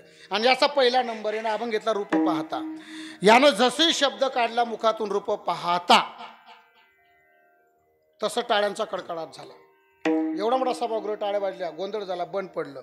पुढे जे गायक बसले होते मोठमोठे त्यातला एक गायक म्हटला वन्स मोर म्हणजे पुन्हा गा, वन्स मोर पुन्हा गा. याने पुन्हा म्हटलं रूप पाहता, पुन्हा टाळ्यांचा कडकडाट झाला, पुन्हा गायन बंद पडलं. त्या माणसाने तेच म्हटलं वन्स मोर पुन्हा गा. याने पुन्हा म्हटलं. याच्याकडनं तो एक तुकडा 8 वेळा म्हणून घेतला. किती वेळा? 8 वेळा. पण त्याला असं वाटलं खेडेगावामध्ये 2-2 तास गायन करून सुद्धा कोणी टाळ्या वाजवत नाही, इथं सोर काढल्याबरोबर टाळ्या वाजवत लोक काय भारी हुशार आहेत सर ते, असं त्याला वाटलं. पण त्याने म्हटलं म्हणे का हो तुम्ही एक तुकडा माझ्याकडनं 8 वेळा म्हणून घेतला, तुम्हाला जर एवढं आवडलं असेल मी तुमच्यासाठी स्पेशल गाऊन दाखवेल ना, मला पुढचं म्हणू द्या ना.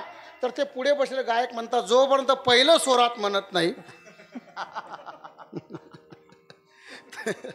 तोपर्यंत पुढचं म्हणायचं नाही. मला फक्त हे सांगायचं आहे किती लोकांनी टाळ्या वाजवल्या त्याला किंमत नाही, जाणकार लोकांचं काय म्हणणं आहे त्याला किंमत आहे. तसं महाराज सांगतात मला अख्खं जग हसलं तरी चालेल फक्त संत हसायला नको. म्हणून महाराज आम्ही कोणाच्या नादी लागत नाही, कोणाच्या पाया पडत नाही, असं कोणालाही साधू म्हणत नाही. का म्हणत नाही? आम्हाला चांगलं कळतं संत कोण, असंत कोण, असली कोण, नकली कोण.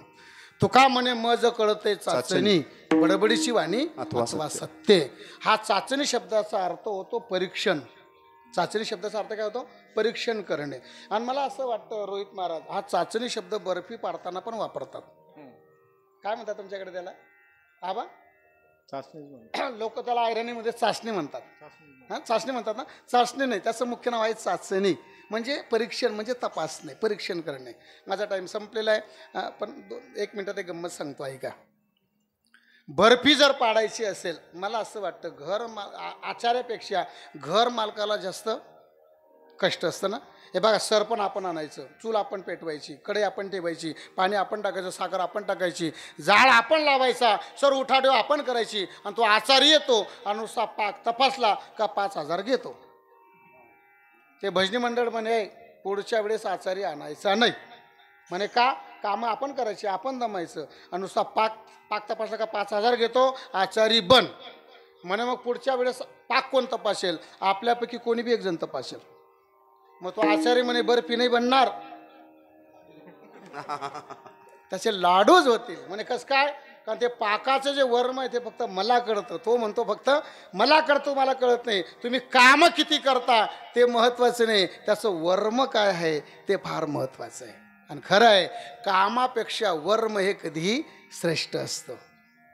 रोहित महाराज मला एक सांगा, दोघं पती पत्नी आपल्या भाषेमध्ये नवरा बायको, दोघं पती पत्नी मोटरसायकलवर लग्नाला निघाले. कल्पना करा मोटरसायकल कोणाची? त्याचीच. तिच्यात पेट्रोल कोण टाकेल? तोच टाकणार. गाडी जर मध्येच कुठेतरी पंक्चर झाली रस्त्यावर कोण ढकलणार? तोच ढकलणार. लग्नाला पोहोचल्यानंतर आयरचे पैसे कोण देणार? तोच देणार. आणि साडी कोणाला भेटणार? किती मोठा घोटाळा आहे पाहिला का तुम्ही? ऐका ना, निघाले दोघे पती पत्नी निघाले आणि गाडी पंक्चर नाही झाली पण इकडे अचानक बंद पडली. त्याने गॅरेजवर 3 किलोमीटर ढकलून दिली. फार घामाघूम झाला, ओला झाला फार. आणि म्हटलं दादा बघाव 10:30 टाळी लग्न सापडलं पाहिजे. 10:30 वाजत आले आणि खरंच वाजत आले. बघा लग्न सापडलं पाहिजे. काय झालं काय कळत नाही. तर तो गॅरेजवाला म्हणे किक मार बरं. किक मारली काय सुरू झाली नाही. गॅरेजवाला म्हणे मला समजलं तू खाली उतर. त्या गॅरेजवाला केला स्क्रू ड्रायव्हर घेतला म्हणजे इस्क्रू चावी आणि असा लावला. कुठे जिथं पेट्रोलचा कॉक असतो का तिथे बारीक नट असतो रेतचा, कमी जास्त करायचा. असं इस्क्रू चावी घेतला असा लावला, फक्त एवढाच हात फिरवला, हात काढून घेतला, मार किक मारली का गाडी सुरू झाली. गाडीवाल्याला खूप आनंद झाला. म्हणे का हो मी 3 किलोमीटर ढकलून आणली, फार ओला झालो, एवढा दमून गेलो आणि तुम्ही अर्धा मिनटं सुरू केली, तुम्ही तर फार हुशार आहेत. अरे वा बरं जाऊ द्या. पैसे किती झाले? म्हणे 100 रुपये झाले. कसं काय 100 रुपये झाले? तुम्ही तर काहीच काम केलं नाही, काही पंचर काढला नाही, ट्यूब बदलला नाही, टायर काहीच काम केलं नाही, फक्त इस्क्रू चाबी लावून हात फिरवला आणि 100 रुपये मागता म्हणजे तुम्ही लोकांना फसवता, हे बरोबर नाही. तो गॅरेजवाला म्हणे दादा रागू नका, मला सुद्धा माहिती आहे इस्क्रू चाबी लावून हात फिरवायचा फक्त 1 रुपया होतो, फक्त 1 रुपया, पण कुठे लावून फिरवायचा याचे 99 होतात. हे पटकन 100 रुपये. कारण तुला जर हे तिथं समजलं असतं तर 3 किलोमीटर ढकलून आणली नसती. कामापेक्षा वर्म हे कधी काय असतं श्रेष्ठ असतं. तर महाराज म्हणतात आम्हाला वर्म करतं. साधू कोण असाधू कोण नकली कोण असली कोण आम्ही अशा कोणाच्याही पाया पडत नाही. मग कोणाच्याच पाया पडत नाही आम्ही सुद्धा पडतो. कोणाच्या भक्ती भाग्य गाठी धन तया नमन जीवासी. आम्ही त्यांना नमस्कार करतो जे परमार्थ करतात, भजन करतात, कीर्तन ऐकतात, वारी करतात, नामस्मरण करतात. आम्ही सुद्धा त्यांच्या पाया पडतो. तुमचं ओळखीचं वाक्य सांगू. तुका म्हणे मज घडो त्यांची सेवा, पण कोणाची गीता भागवत करीती श्रवण आणि अखंड चिंतन विठोबाचे जे करीती तुका म्हणे मज घडो त्यांची सेवा. महाराज सांगतात जर तुम्हाला तुमचं कल्याण असं वाटत असेल तर मग एकच पर्याय, एकतर देवाकडे जा, एकतर साधूकडे जा, तर कल्याण होईल, अन्यथा होणार नाही. हे महाराज अभंगाच्या शेवटी सांगतो. तुका म्हणे हरीचे दास, तुका म्हणे हरीचे दास, तुका म्हणे हरीचे दास,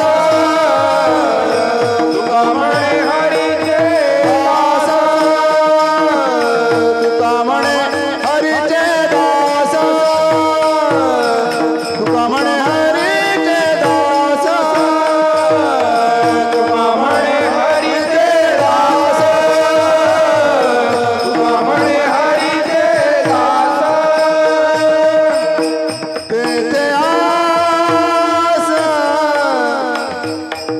सकाळ, तेथे आस सकाळ,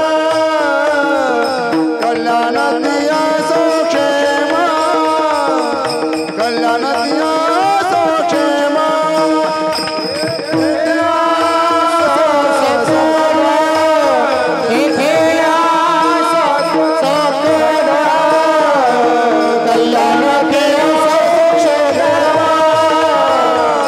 कल्याण दिया सोक्षेम,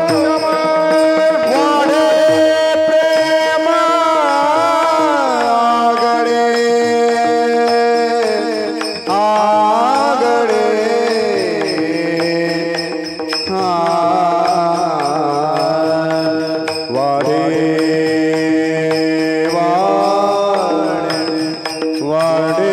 वाढे, वाढे प्रेम आगडे, वाडे प्रेम, वाडे प्रेम, वाडे, वाडे, वाडे,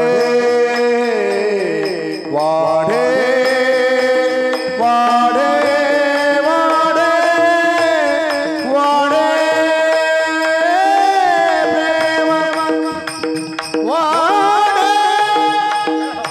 वाडे प्रेम, वाडे, वाडे प्रेम, प्रेम आगडे,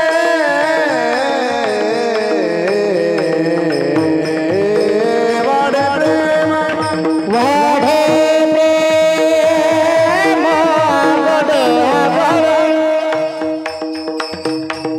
वाढे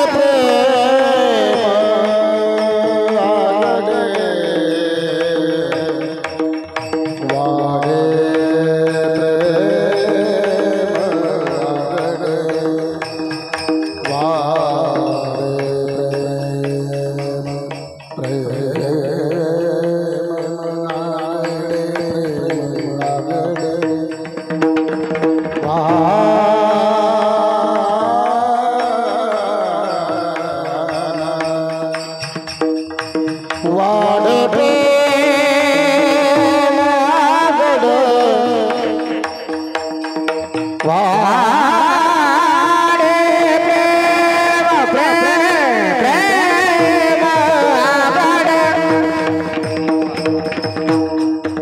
वाढे प्रेम,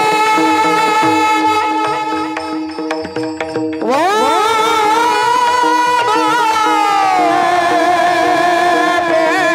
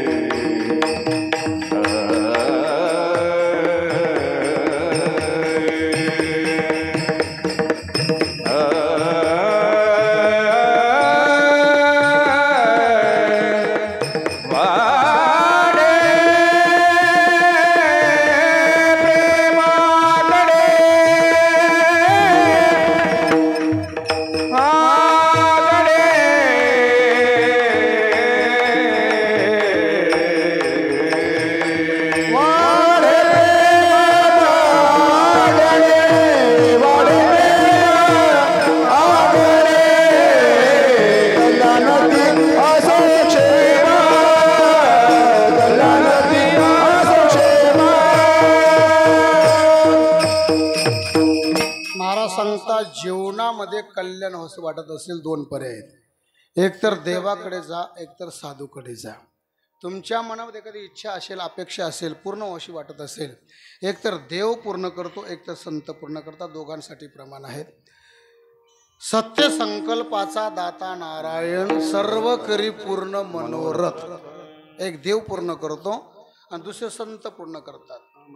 एका जनार्दनी संत पूर्ण करीती मनोरथ. पण त्यासाठी एक करावं लागतं. काय? घाली संताशी आसने, पूजा करी काया वाचा मने, एका जनार्दनी जाणे इच्छिले ते पुरवी. म्हणून इच्छा पूर्ण असे वाटत असेल तर साधूकडे जा. तुका म्हणे हरीचे दास ते आस सकळ, कल्याण ती असो क्षेम, वाडे प्रेम अगडे. ज्ञानेश्वर माऊले ज्ञानराज माऊले, ज्ञानेश्वर माऊले ज्ञानराज माऊले, ज्ञानेश्वर माऊले, जय ज्ञानेश्वर माऊले ज्ञानेश्वर माऊली ज्ञानराज माऊली तुकाराम, ज्ञानेश्वर माऊली ज्ञानराज माऊली तुका म्हणे